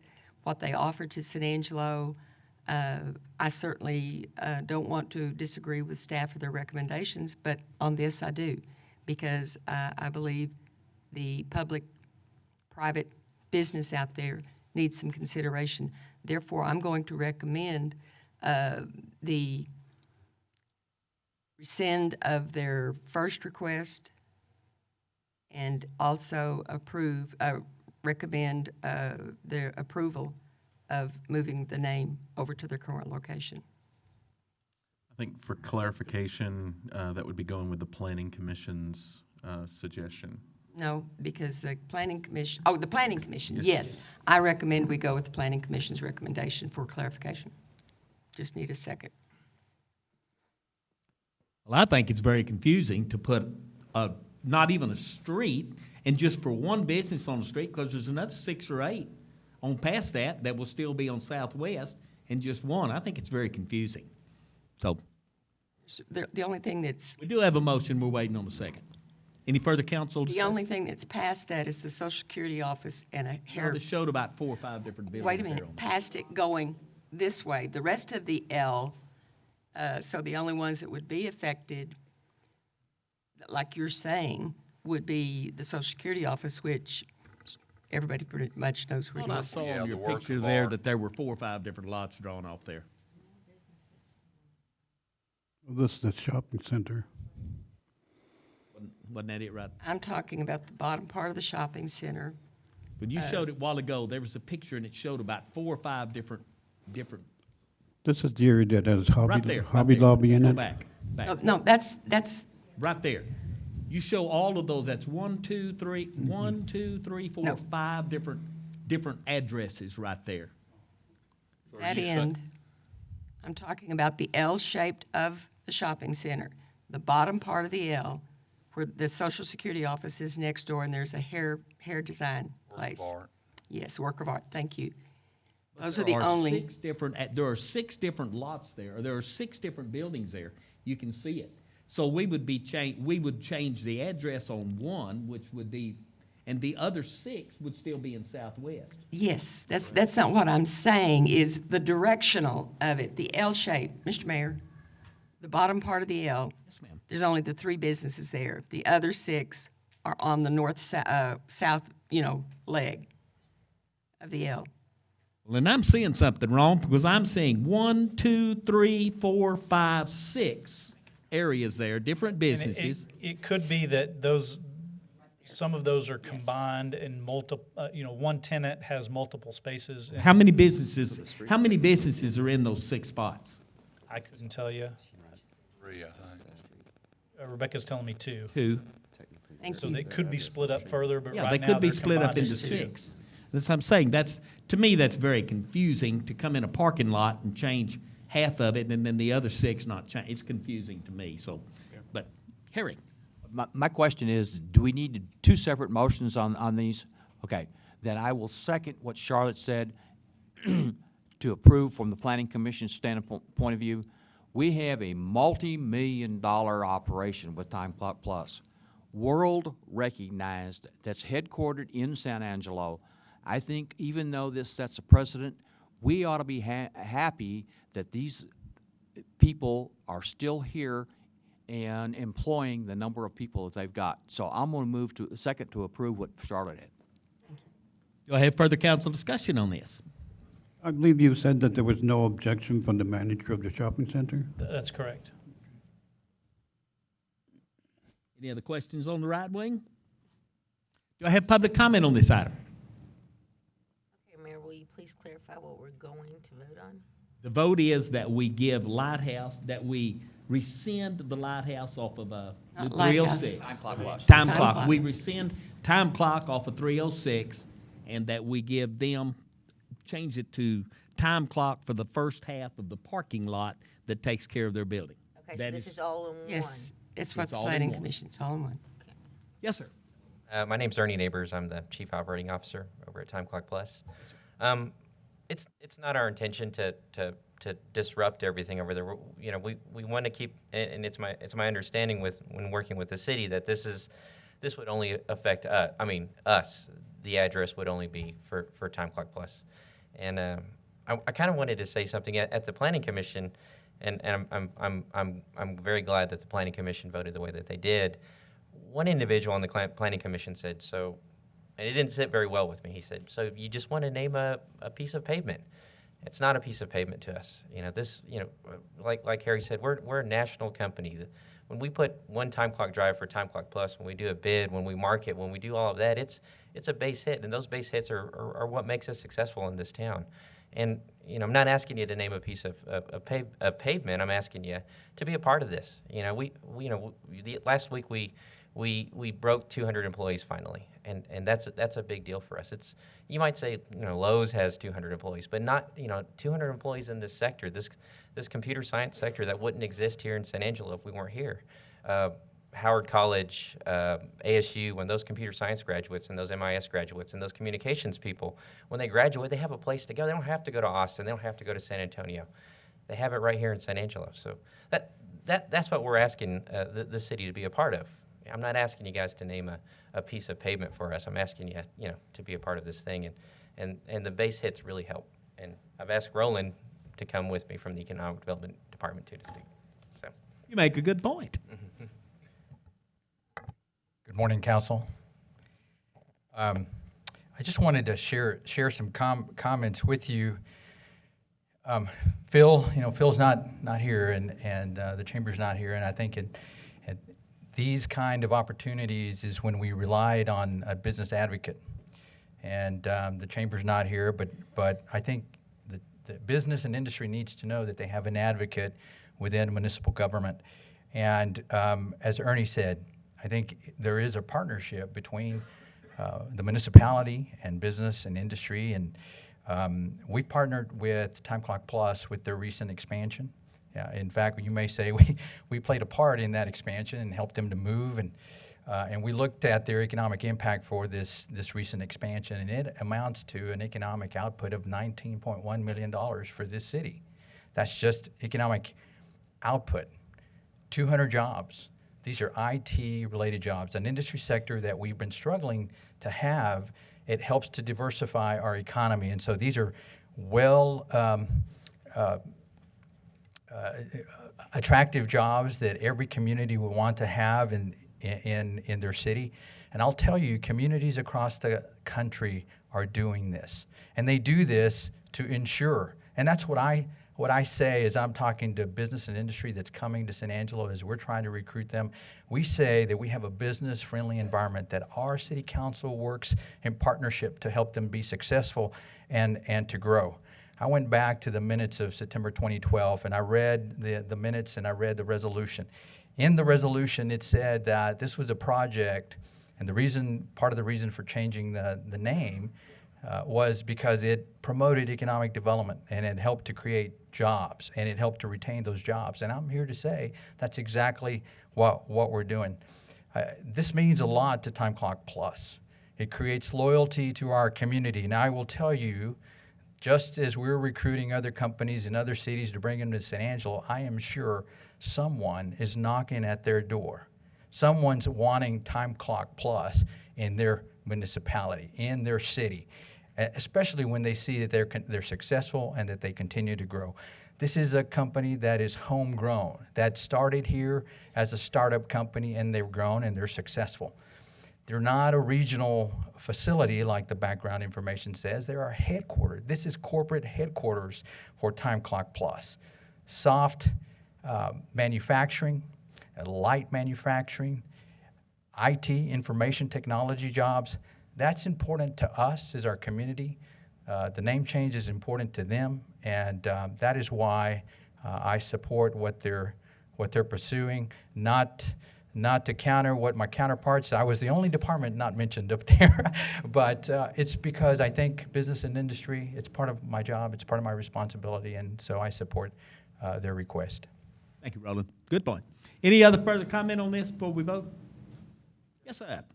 Blake Hartsfield. I live in that district. I also was a former employee for Time Clock Plus, and that business brings a lot of income and stability to our community, and I believe that it's important that we support those types of businesses in this city. And I say that we honor that request for them. Great company. They've allowed me to use them as a stepping stone to my next career adventure. So I say we do it. Thank you. Thank you, sir. Yes, sir. My name is Bill Ware. Neither for or against this. I was just curious, has anybody checked with the post office about this? They may have some input also. John, is the post office concerned? I can tell you that when this came up in 2012, they were contacted and they had some concerns, but they said they could make it work. You think it'd be the same way on this? Yeah. They can make it work. Yep. Any other further public comment on this item before I call for the vote? You convinced me. Thank you. Anyone else?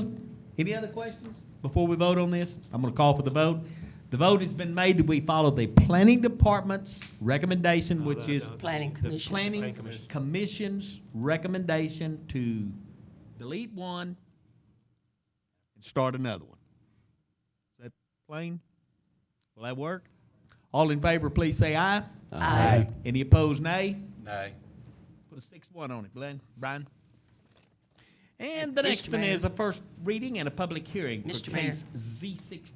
I would like to thank Roland for his excellent presentation. He said it much more eloquently than I could and did. Thank you. First reading and public hearing for case Z1604, an ordinance approving a request from George Draper to authorize a rezoning from single-family residence RS1 zoning district to office commercial CO zoning district on 0.642 acres, generally located at the intersection of Freedom Avenue and North Campus Boulevard. John James, you're on again, sir. Yeah, this is a rezoning case. As you mentioned, it's a request to rezone property to a commercial designation. The future land use map is neighborhood. I will add that office designation can be consistent with neighborhood. That doesn't necessarily imply all single-family residential. It is currently zoned single-family residential, but as mentioned in the staff report, it has been used as a church office and the associated parking for that for a number of years. This is what the building looks like from the freeway frontage road. Again, typical office type building. This is the parking lot that's across the street. The rationale for approval, again, it has been an office-related use, although it as a church office, which is allowed, or was allowed at least at the time in the single-family zoning district.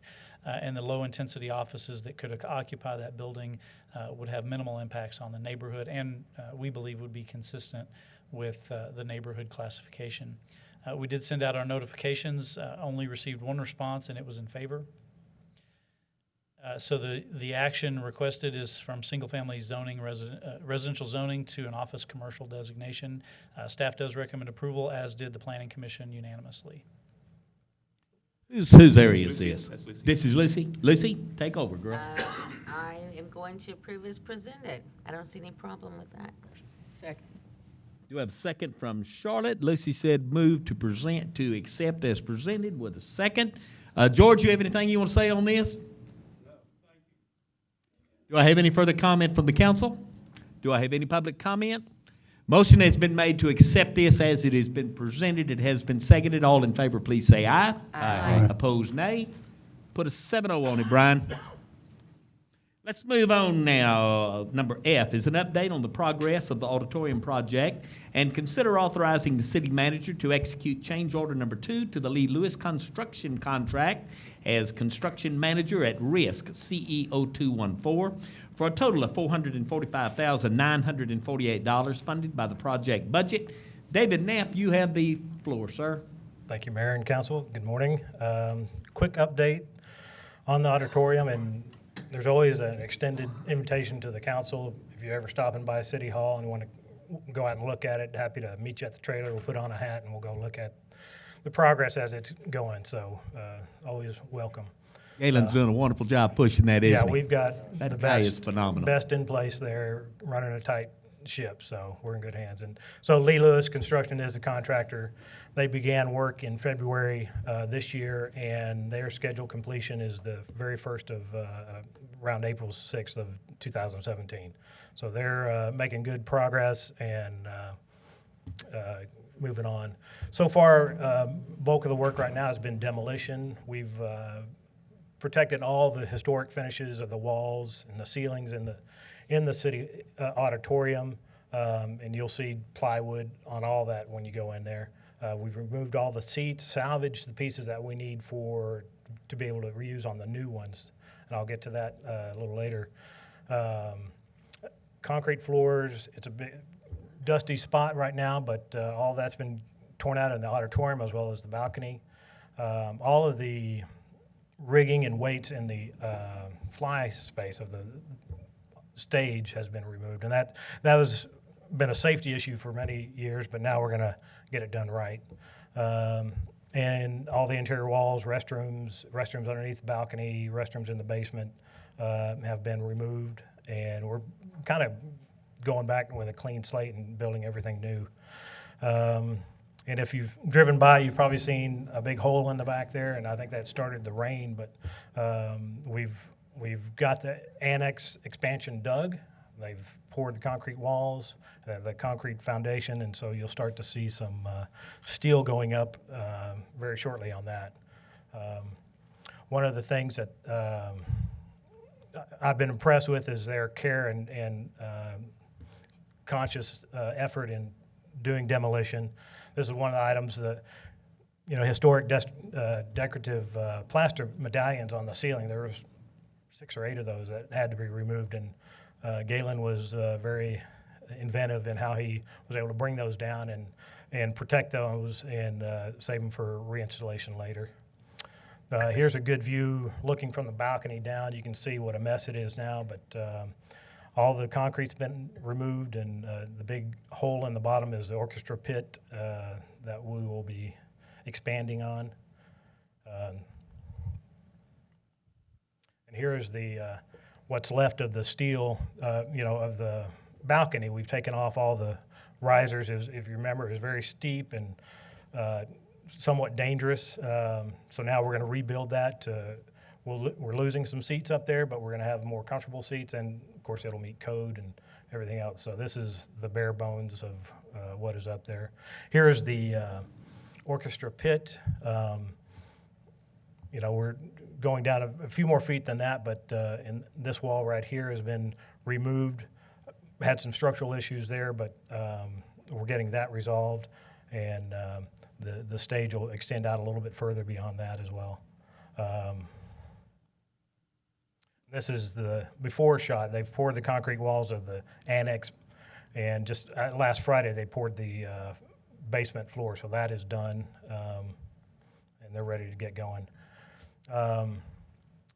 The contract base bid was $10,369,000. That's what we started with. We're doing a change order of 590. Well, you guys already approved a change order of 593,000. So that brings the current contract to $10,963,000. And then we are pending change order 2 that I will get to here in a minute of $445,000 for auditorium seating. So here we go. Asking council to consider authorization of the city manager to execute the change order number 2 to the Lee Lewis contract as construction manager for a total of $445,948. This is for the auditorium seats. You can see on the right, this was an original chair that we refurbished. This was our first attempt to try and salvage everything that was there.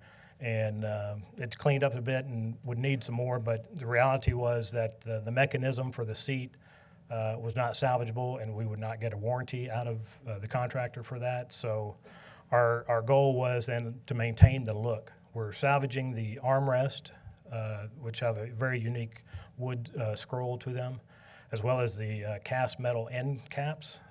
Those are historic, and those will be redone. The seat back is a little thicker than what you see in most auditoriums now, and we are going to replicate that with the new seats. So I think when you go back in there, if you remember it from before, it'll look very authentic. So on the left, you see the 2 seats that will be refurbished. The one on the right has the historic end piece, and that'll just be cleaned up and decorated, repainted to match. And then the one on the left is very similar, but it will have all new components, but built as closely as we can to match the original. So on the orchestra level, you'll have the one on the right, and it'll look, that's all the historic pieces that we will reuse. And then the one on the left is what will be in the balcony. As far as the fabric, that's just, they haven't selected the fabric yet. Correct. That was just the grade that they were having on there, so Yeah, this fabric isn't necessarily the one you'll see. These samples that we had previously was really to show the level of skill and workmanship of the bidder, and so they'll resubmit a new sample that we will approve, and it'll be exact, but color selection will come with that. If you remember, in the balcony used to have just wood seats, very uncomfortable. So now you'll have cushioned seats like everyone else. Been up here a couple times, and I always try and bring the same information. So we're, as a reminder, the funding that we have as a shared partnership with SAPAC, what City of San Angelo has brought in, what they have brought in. We have a total of $16 million in the coffers for that, and then expenditures to date, we've had $1,873,000 that was done during the City Hall renovation, and then subsequent expenses. You can see highlighted in yellow is this proposed change for change order 2 on the seating. And then the Lee Lewis base contract and the change order 1 that was included. So note on that one, the auditorium seating has always been budgeted. Originally, we were going to do that. We were going to order them in-house. Since the historic tax credit item came forward, it's more advantageous for us to order those through this contract, because then we can leverage those dollars with getting money back on our historic tax credits.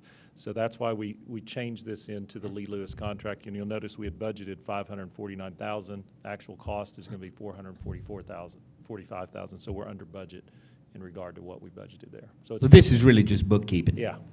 And it's because it's over 50,000, council has to approve it. So with the $14 million that we've expensed and the $16 million we have in hand, we still have a funding balance of over $1 million. So staff recommendation for the change order 2, it's fully funded. We've got it in our account. It's over 50, so we need your approval, and we recommend moving forward. We're merely changing the payee Right. or the payer from the historic money that we got from the state of Texas, so that it will be allowed. So, And the benefit to having Lee Lewis do it, is now it's all under their contract, their warranty, and their. it's not making any more. Right. Right. Yeah, I don't have a problem with it. I need a motion to approve, or So move. Harry, you need a second. Second. Lucy, do I have any further council discussion? Okay, now, Yes, sir. just a comment, San Angelo will now have a facility with an orchestra pit. Yes, this will have, we had an orchestra pit before, but we didn't have a lift system. So the benefit is now we'll have a little bit bigger pit, and we'll have a lift that can, you can lower it, put the orchestra in there, or if you need to, you can bring it up to stage level and extend the thrust of the stage out. And so, it becomes much more versatile than, because I think they had to frame build temporary supports to extend the stage, and it was not an easy thing to And we change also, out. with old buildings, sometimes you discover, this building was built in a time when I think steel may have been of shortage. So one of the things we discovered under there is those supports under the stage were actually not great. So that is being totally, you saw in the pictures, that wall got totally taken out. Those are some things we've had to do as we came along, but we had contingency in the budget to cover those things. So it's going to be much more sturdy. Thank you. Public comment on this item before I call for the vote. Is there a chance that they have to bust another hole to help with the rain? Well, we may need to do that. Okay.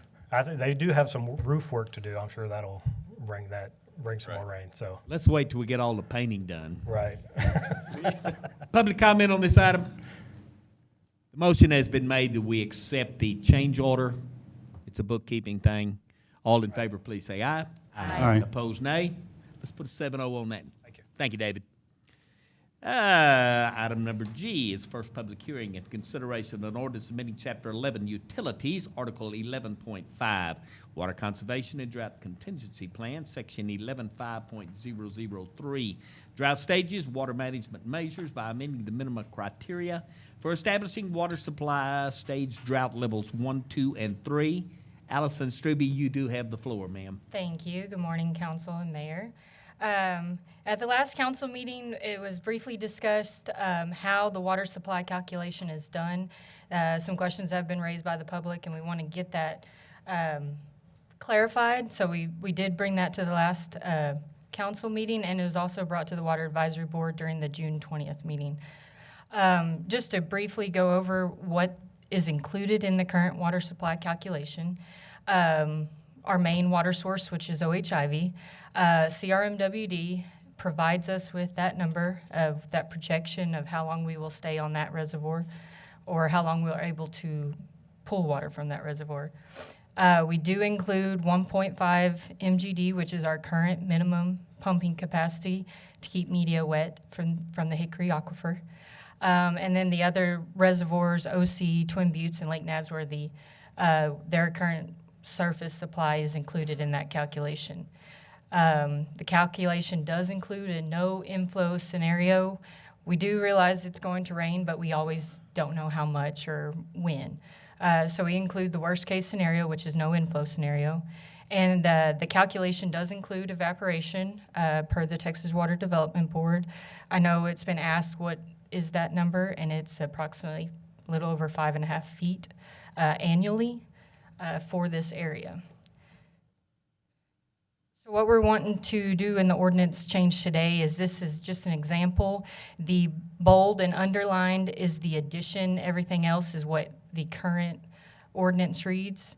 So we would like to include that the minimum daily groundwater production coupled with the total amount of surface water is included for that surface supply. And this would read the same for drought levels 2 and 3 for the 18 and 12-month triggers. So that's all I have. I'll answer any questions. I don't Say see move to approve. Charlotte? I don't see a problem with this. This is just, do you have a motion to approve as presented? I do have a second. Do I have further council questions on this? Public comment? Call for the vote. All in favor of accepting this first reading, please say aye. Aye. Aye. Opposed, nay. Put a 7-0 on that one, Brian. Okay, number H is discussion and direction to staff regarding the most recent increase of water rates in relation to the funding of future water projects. This was requested by Councilmember Farmer. Yes. Who's gonna? Bill, is that yours? That's- I think she's got some good questions. As I recall, and correct me anytime that I'm wrong in there, but we recently had approved a $5 per customer water rate increase. And what was presented to us at the time of that increase was to start recovering funds or to pay for the debt on the $136 million that we were going to borrow for reclamation purposes. Now, the way I recall, that's what the increase was presented to us on. And now that we have postponed the reclamation process, the people are still paying and have been paying the $5 per month per customer. And in my opinion, I agree with them under the opinion that that's what it was paying for. Now, I do understand that we have needs in the water department, improvements in the existing plant, and possible expansions that are coming up, but they're not here yet.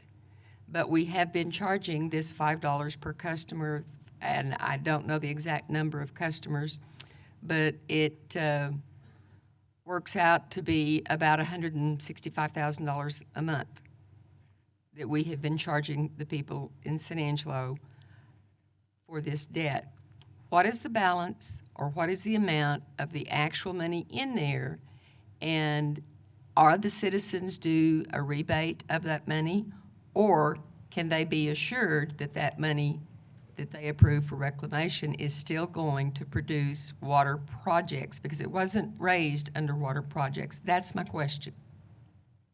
Great question. If you recall, we had, and you adopted a 5-year plan.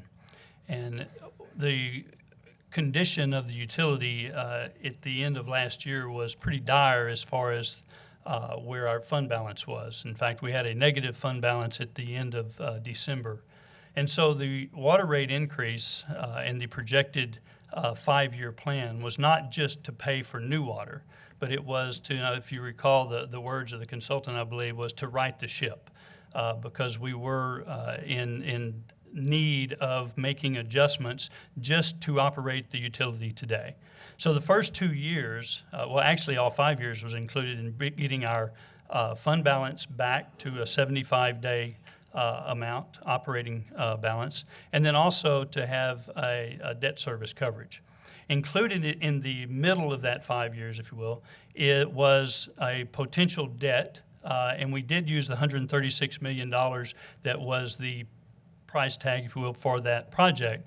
But we stated, and basically at the direction of the council for sure, is that it wasn't for the water reclamation project. It was for a new water supply project. And so while we recognize that that might or might not happen, that was a good number to put into the projections to be able to fund new water supply for the city.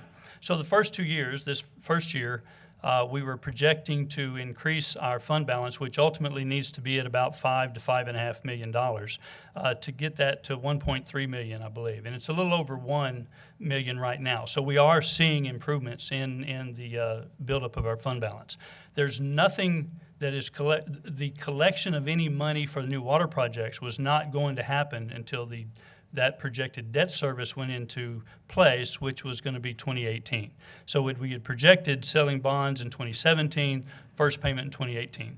So the short answer to that part of the question is nothing has been collected to date for new water supply. What's being collected as part of the rate increase was just to bring the water utility into a good financial position, and that's part of the 5-year plan. That's not the way I recall that the increase was for, and I've gone back to look at what's written there, and that is definitely not what the increase was for. I don't think the minutes will support you on that. Does that mean then, since we've been doing this for 7 months and we're already up to $1 million, we have 300,000 more to go? When we hit that 300,000, are we going to reduce the rates to maintain that level? The actual, again, it's a 5-year plan to end up ultimately in the, at the end of 5 years, to have the fund balance that we need that would cover 75 days. Mayor, we did discuss during those talks with the consultant as well. We did talk about our fund balance. That was something that we realized that needed to be replenished. We talked about a future project. We talked about debt service as well. So those were topics that were brought up, and we can definitely take a look at the minutes to see what was said. But those are areas that we had mentioned needed to be taken care of. Well, I definitely want numbers, actual numbers, from the inception of time, and I definitely want the minutes and possibly the film reviewed, because what I stated, my understanding was a lot of the public's understanding, that that's what their $5 was increasing. Now, the maintenance and the 5-year plan was to come later, and that $5, would be going toward that as well. But I really want it explained in detail. Okay, we can do that. And we were sold that we were funding a $136 million project. And that's what this increase was for. Yes. And if we're not going to do the $136 million project, then we need to give the people back what they're paying for. I fully understand that, but sorry. Just a real quick comment. Even though I was not sitting on the council at the time, I happened to be in the audience, and my recollection is that the first thing we had to do was right the ship. So I would encourage Mr. Riley to bring back those numbers, have this conversation at the next council meeting, and go through this. I agree that we should not be collecting money if that's what the intent was, but I don't believe that's what the intent was at the time. Well, I want to make sure, and I want to make sure that we protect the public as well as the city, because if you do simple math, it works out to be a considerable sum. And to right the ship, to bring the fund balance up, yes, I understand that, but that's not how we sold the product, as I recall. So I do want to review it and look at it. And I'm not suggesting today that we automatically do a rebate. That's not what I'm saying. I want you to bring me the figures. Let's look at it and look at our 75-day or where we're at and decide what we're going to do in the future going forward until we do have an actual project. Mayor, if I could, I have the same recollection that there were, were there 3 stages, right the ship? There was status quo and moving forward or something like that. Anthony pointed out he's going to send you something before the end of the day, a link to an archive. I do recall the same thing, that there is a bond issue built into that 5-year plan, but it was not built into the first or maybe even second year. It was going to take some work to get the project started, and so I think your recollection is correct for the substance. It's the timing, I think. The timing was farther into the 5-year plan where we issued the bonds and began using those increased revenues to service the debt. The other thing for you to keep in mind, I think we have a mechanism for reviewing the results of the fee increases each year. Did we get a copy of that model? We did. Is that built into your strategy moving forward? Absolutely. I mean, the reason for having the model that we could look at what is collected, what the projected needs are going to be, and then make the adjustments. Even though you adopted a 5-year plan, it was anticipated that each year we would look at that and adjust that next year increase as needed. If you'll recall, we had a rate increase several years ago where the mayor, then a councilman, suggested that twice a year we would review the fund balance. The beauty of having a sophisticated consultant assist us with a model is that we have a much more sophisticated and I think accurate way of looking at how are the revenues performing relative to the expenditures. This will allow that sophisticated model to help us measure, are we meeting those goals for solving the financial issues they were dealing with. So I guess my question would be, Bill, how soon would you anticipate that first review to take place with the model? Well, I think we were anticipating the rate increase on a calendar year basis. That's what we did the last one. That obviously prior to that, towards the end of the year, probably the last end of the third quarter, is we'd be able to see where we were and make projections for the next year. So we may have some discussion here in the next meeting or two, but we'll probably be talking about it in the February timeframe, a bigger review of this is what we did and this is what the impact was. Or by the end of the year, right? Oh, that soon. Right. Lucy? Well, I had a comment, but I don't have one anymore. Well, I can just remember that in December of last year, our water fund was broke. We had no money. We were in dire circumstances. We've got to get more money, and we passed this, and that $134 million was in it. And then I think it was in March or April, all of a sudden we had $330,000 in our budget to do a comprehensive water study. So that kind of sticks in my craw as well, how we can be broke in January, and then in March or April, we've got $330,000 to do a study. So I am particularly interested in what Charlotte has brought forward here. And if our people are being overcharged, we need to fix it, and we need to fix it quick. So bring us something, please.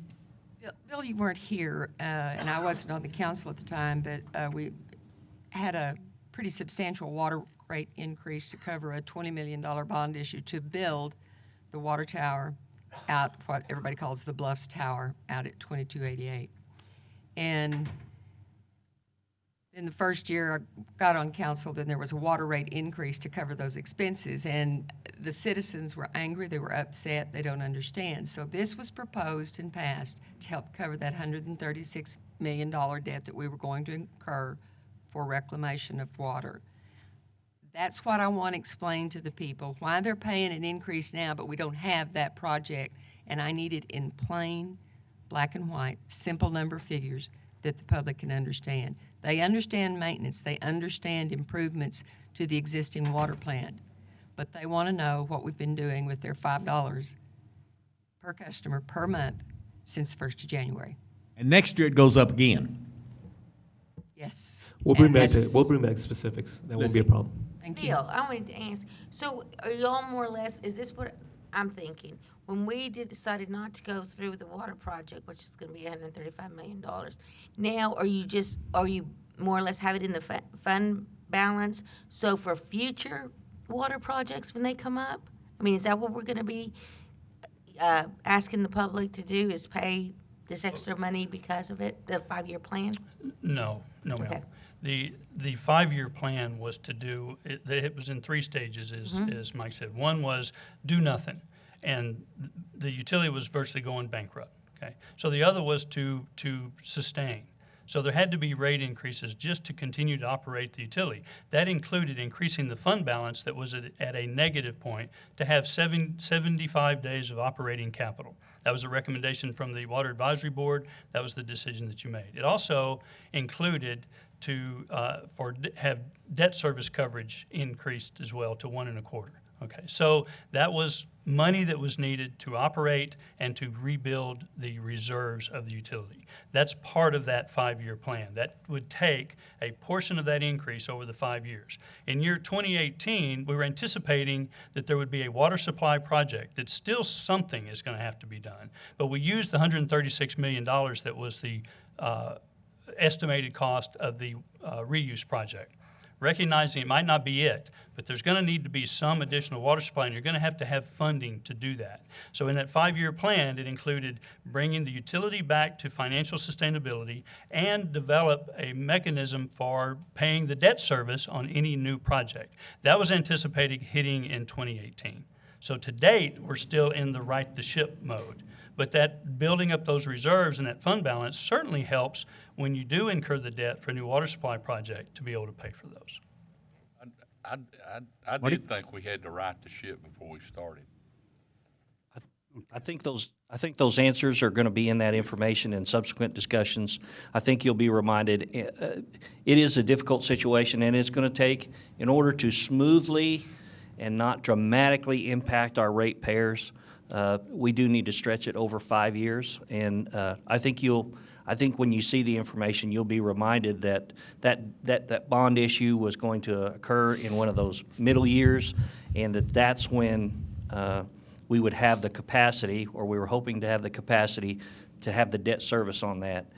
That capacity, I think, is the capacity you're talking about. And I also want to include something that may be very picky to you guys out there in finance, but I think it's important. I want you to include the ending fund balance in the water debt service fund at the end of the city's fiscal year. Those dollars, you had an ending fund balance, and I want it pointed out and separated in the numbers that you provide us, please. You had Bill also that want to make a Bill. Okay, it was pointed out by previous councils that you're selling a project, you're selling a product, and if you don't sell that, you're not going to have that revenue to run the department. Okay, citizens were asked to conserve water, so you weren't selling as much water. Okay, and all the citizens see is that they are being punished for conserving water. Their water rates keep going up. I suggest you look at cutting expenses in the department. Thank you. Got your instructions, sir? Yes, sir. Thank you, Bill. Easy question. Easy question. Item number I has been pulled from the agenda. We will not be discussing item number I. Item number J is the first public hearing and consideration of an ordinance amending the 2015-2016 budget for grants and capital projects. Ms. Chadwin, you are on, ma'am. Good morning. We have some routine items before you today. I'm going to hit the high points. The first is a total of $97,000 increase to the budget that is fully funded by each of the items as I go through them. No use of fund balances, no use of general fund dollars. The first item was approved on today's consent agenda, the Bosque Rainwater Harvesting System, so a grant from the National Oceanic and Atmospheric Administration, $15,000 in revenue and $15,000 in expense.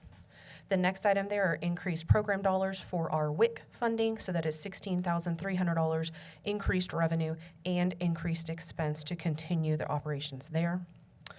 The next item is the state office building improvements as approved by the council June 2nd, that we have a $30,000 reimbursement for past capital improvements. We're needing to reinvest that in that building this year, so we're going to go ahead and capture that revenue budget so that we have it for some minor capital needs. The next item is a stormwater equipment replacement. We had an insurance claim where we received proceeds of $30,000. We want to go ahead and reinvest those this fiscal year so we can replace that equipment with the $30,000 expense. And the final item before you today is a home buyers assistance program. These are recaptured home funds, and so there's $6,112 to date that we can reinvest in those assistance programs. So again, a total of $97,412 proposed to increase in the budget. Primarily housekeeping again? Yes, sir. So budget and okay. We're not spending more money, we're just getting everything lined out. Right, every one of these has Everything a corresponding has a revenue, everything has an expense, That's it balances it out. Move to approve as presented. Second. Do I have a second from Marty? Harry has made the motion. Do I have any further questions from council? Bill? What stormwater equipment is being replaced?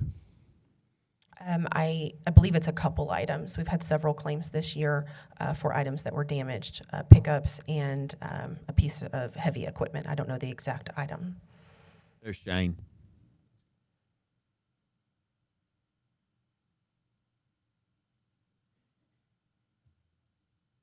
Good morning, Mr. Kelton. The majority of this equipment replacement was the pickup that had the accident out on Foster Road. Okay. Was almost all of this. So. Oh, okay. I was just curious. It was the vehicle accident that was out there on Foster Road is the majority of this budget. Okay. Thank you. It's an insurance, it's an expense, revenue. It is insurance. Very well, so it's covered. Okay. Thank you, sir. Any further questions from council? Public comment on this item? You have a motion to approve as presented. I do have a second. All in favor, please say aye. Aye. Opposed, nay. Put a 7-0 on that one, Brian. Thank you. We are now to discussion and consideration of appointing council member representation on following boards and committees: Concho River Water Mastery Advisory Committee, the CVCOG General Assembly, the CVCOG Transit Board, Investment Oversight Committee, and the I-14 Gulf Coast Strategic Highway Coalition. Brian, you're on, sir. Yes, sir. We have a vacancy on each one of these boards due to the recent elections. And then the I-14 Gulf Coast Strategic Highway Coalition is a new thing that was approved by COSA DC. They're paying for the membership on that board. I believe Roland is somewhere around if you have any questions, but I did provide a memo from him as part of your background as well. So we just need to take action on each board to appoint the replacement. And as you know, after the mayoral election, typically we redo all the appointments, and this is just filling the vacancies. Okay, let's start with Concho River Water Mastery Advisory Committee. I know I am on it. Who's been dropped that we need to replace? Currently, it's vacant from Elizabeth Grindstaff. Who wants to be on the Concho River Water Master Advisory Committee board? Some need a volunteer. I'm interested. You're interested? Yeah. You want to just take these? You want to do them one at a time, Brian, or just take them and do them in one? I can do it as one motion. Okay, let's put Bill on that one. Okay, CVCOG General Assembly. Yes, ma'am. You want that one? And who do we have on this one, and who are we losing? Actually, Lucy's already on that one. So Johnny Silvas is the vacancy. Okay, Johnny Silvas. Who wants to replace Johnny on the CVCOG General Assembly? I need a volunteer. I'll volunteer. You volunteer? Put Lane on that one. CVCOG Transit Board. I know I'm on it. And I think Charlotte's on it. So we're losing Johnny on that. Johnny. Who else wants to volunteer? I'll do that. I asked Brian if he could give all the council members an idea of how many of these committees they are and when they meet and what the overview is on it, especially for us new people, because I'm already on a couple other committees that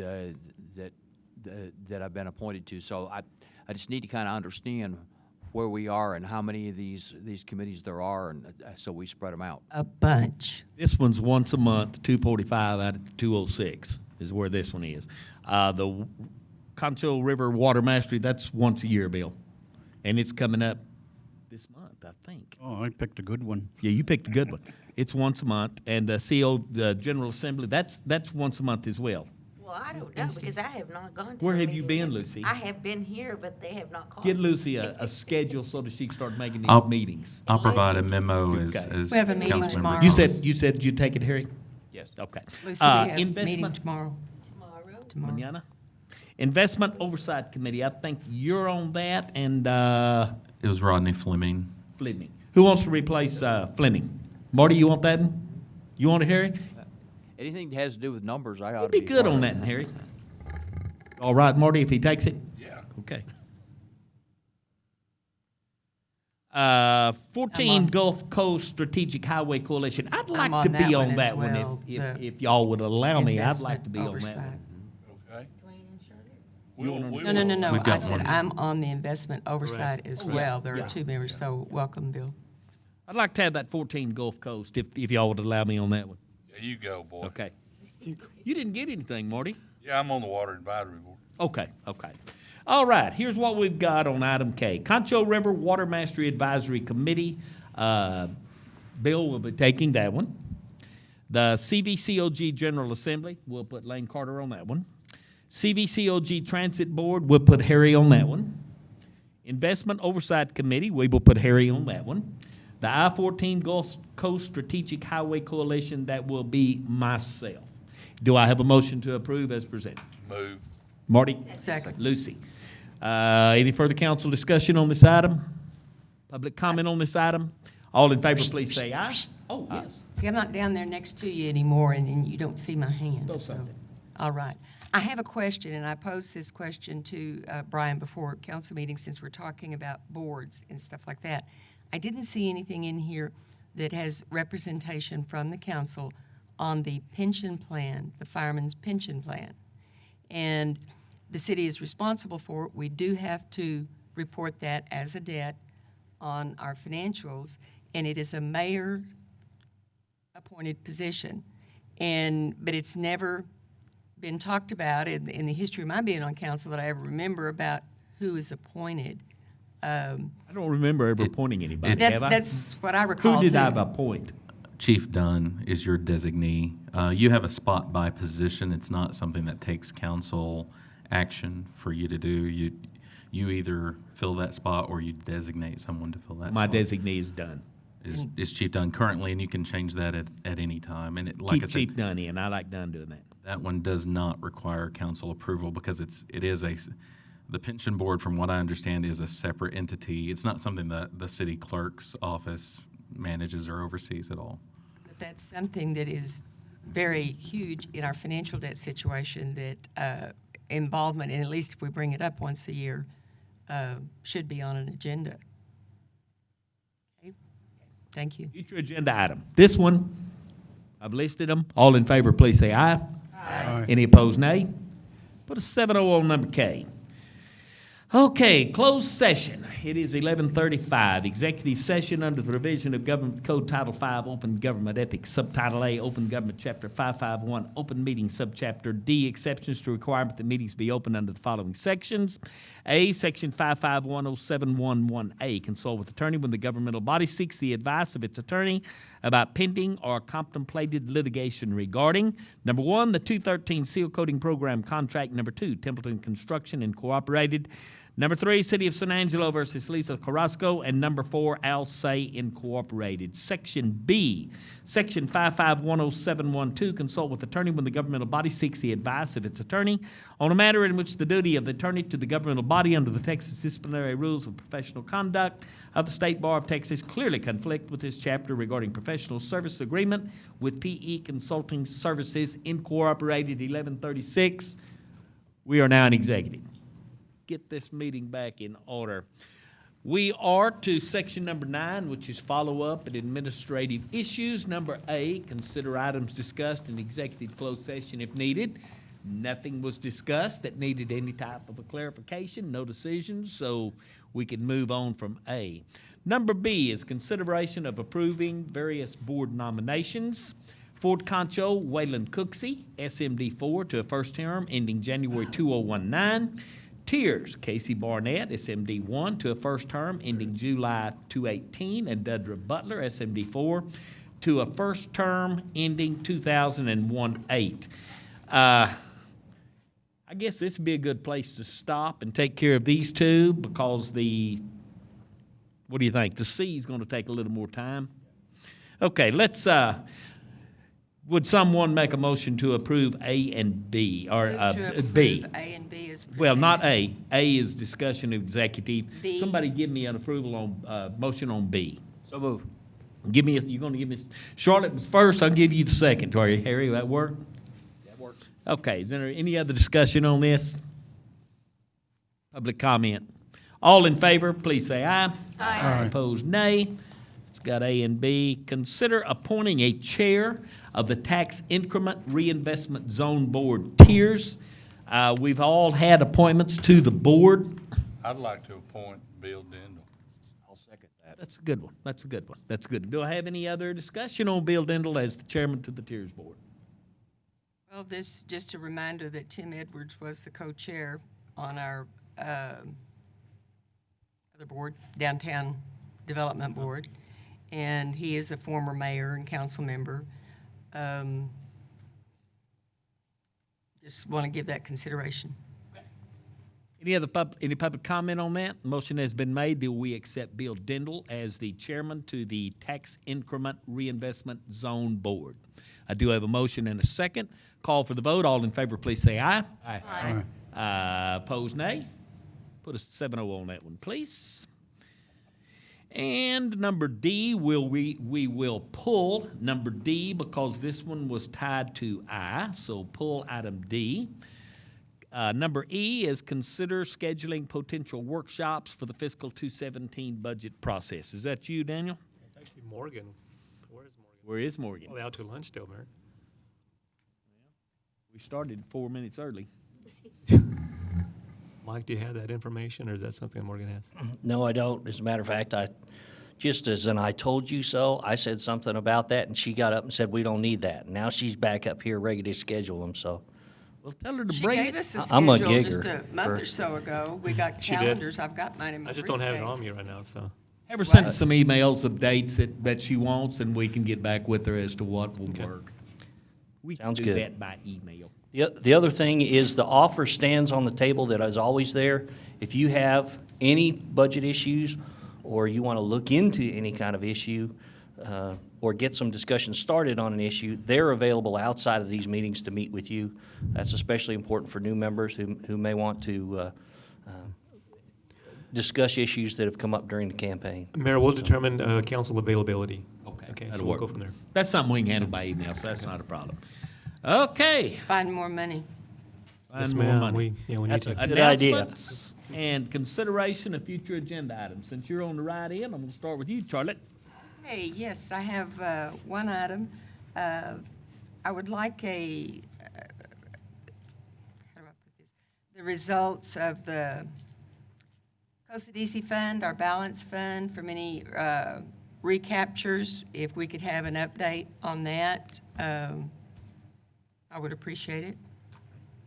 And also, lately, because of all the rains, and we've had a lot of extra weeds and grass, and some of our territories butt up right with the state, had a very, very unpleasant situation last week where the state refuses to mow some stuff out on 2288 because they only contract and budgeted for twice a year.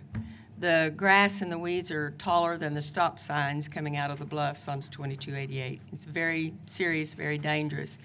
I was assured by Streets and Bridge and code enforcement, if they had to get out there and do it themselves, they would get it done. But the city's policy and not doing something that the state is responsible for, we need to kind of look at that overlapping, because when it comes to safety, that's a concern. And when you've got weeds that block the view of stop signs because they're so tall, whose responsibility is that? We will visit with TxDOT, ma'am. I'm sorry? We will visit with TxDOT, I ma'am. didn't put my plug back in. You know, I moved positions because, you know, Brian was so wonderful to find me this so I can hear, and then I don't put it in my ears, so. So we will visit with TxDOT, ma'am. Thank you, heard you clearly. There you go, good. That's it. Wayne, do you have anything, sir? Nothing really for agenda, but I'd like to just to have a moment on one time just to proclaim that the city stands behind in recent action of the Dallas shootings, that we stand behind our public safety and our police force. Just to get it out there that we as a community is as one and we're not split. I think Very good. Very something good. Appreciate along those that. lines. And find more dollars to their cause. Lucy? I have nothing. Harry? Just real quick, I'll be at TML training on the 28th and 29th of July, and then I'll be doing the G200 public officials training for Emergency management. emergency management, thank you, on August 24th. I'll be doing that one as well again. Marty? Just a couple of things. One, at some point, not necessarily in the real near future, could we look at the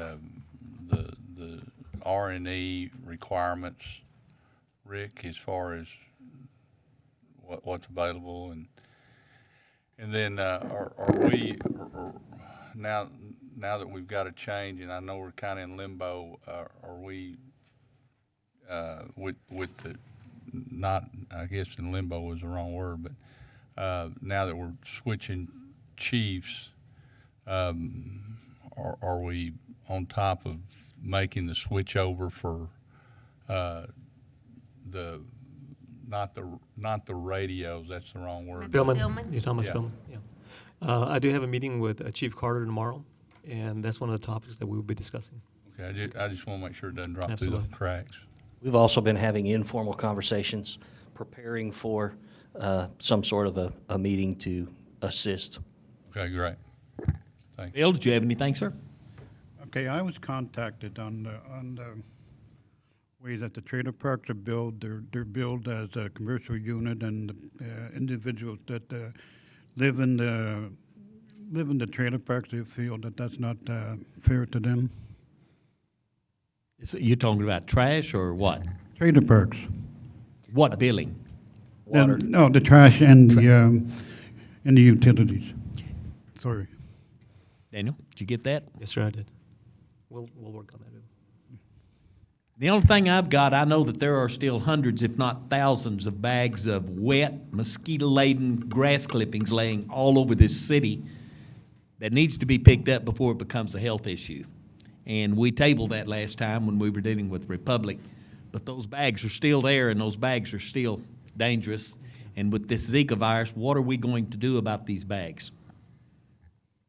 Well, is it possible to untable that motion and to that proposal, and just to deal with the Talking about bulk pickup? bulk trash? Yes, I'm talking about bulk pickup. Takes 4 votes to undo it, and we didn't have it last time. But the problem is still there, and Yes. it's still real, and people still have them. Okay, ma'am. And if this Zika virus hits, we're going to have a serious health problem on our hands, and it needs to be handled. On relation to that, about some trash can, and I won't get into the reasons why it wasn't picked up, or residential or Republic, but I will tell you that Republic responded the same day and got out there and picked the can up the very same day that I called them with the problem. But it's all over our city. I know, It is but all over our city. if we're getting the calls, are we making them to the right? I mean, I emailed everybody, Daniel and Street and Bridge and Code Enforcement and Republic got out there and picked it up. Let's be careful not to get into any discussion right now, but we Okay, have these but items that we that's just to answer. That's just a question I've got. We need to deal with that. Bill? Okay. I've noticed that, like, where I live, we've got an alley, and since the trash pickup has not been going through, that it's grown out of control, and I've had to contact the city, or the code enforcement, and some of the yards were out of control also there, and they came down, cleaned it up, and then, I don't know if this is the direct result of that, but we had I sent you the picture of that snake that we had in our backyard, and on eaves of the house, we let the birds nest up there, and that's been going on for years and years and years. And this is the first time that we've had a problem with a snake, and this was a large diamondback. Mayor, Alrighty. this doesn't address your contract issue, but if there are code issues, our code officers are working those issues, and they are trying to be flexible with residents who need time to address those issues, but they're still working weed and growth issues, and if you have those, let us know. We'll try to follow up. And if there's nothing else, I will ask for a motion to adjourn. Marty? All in favor say aye. Aye. 12:50 p.m. This meeting is over. All I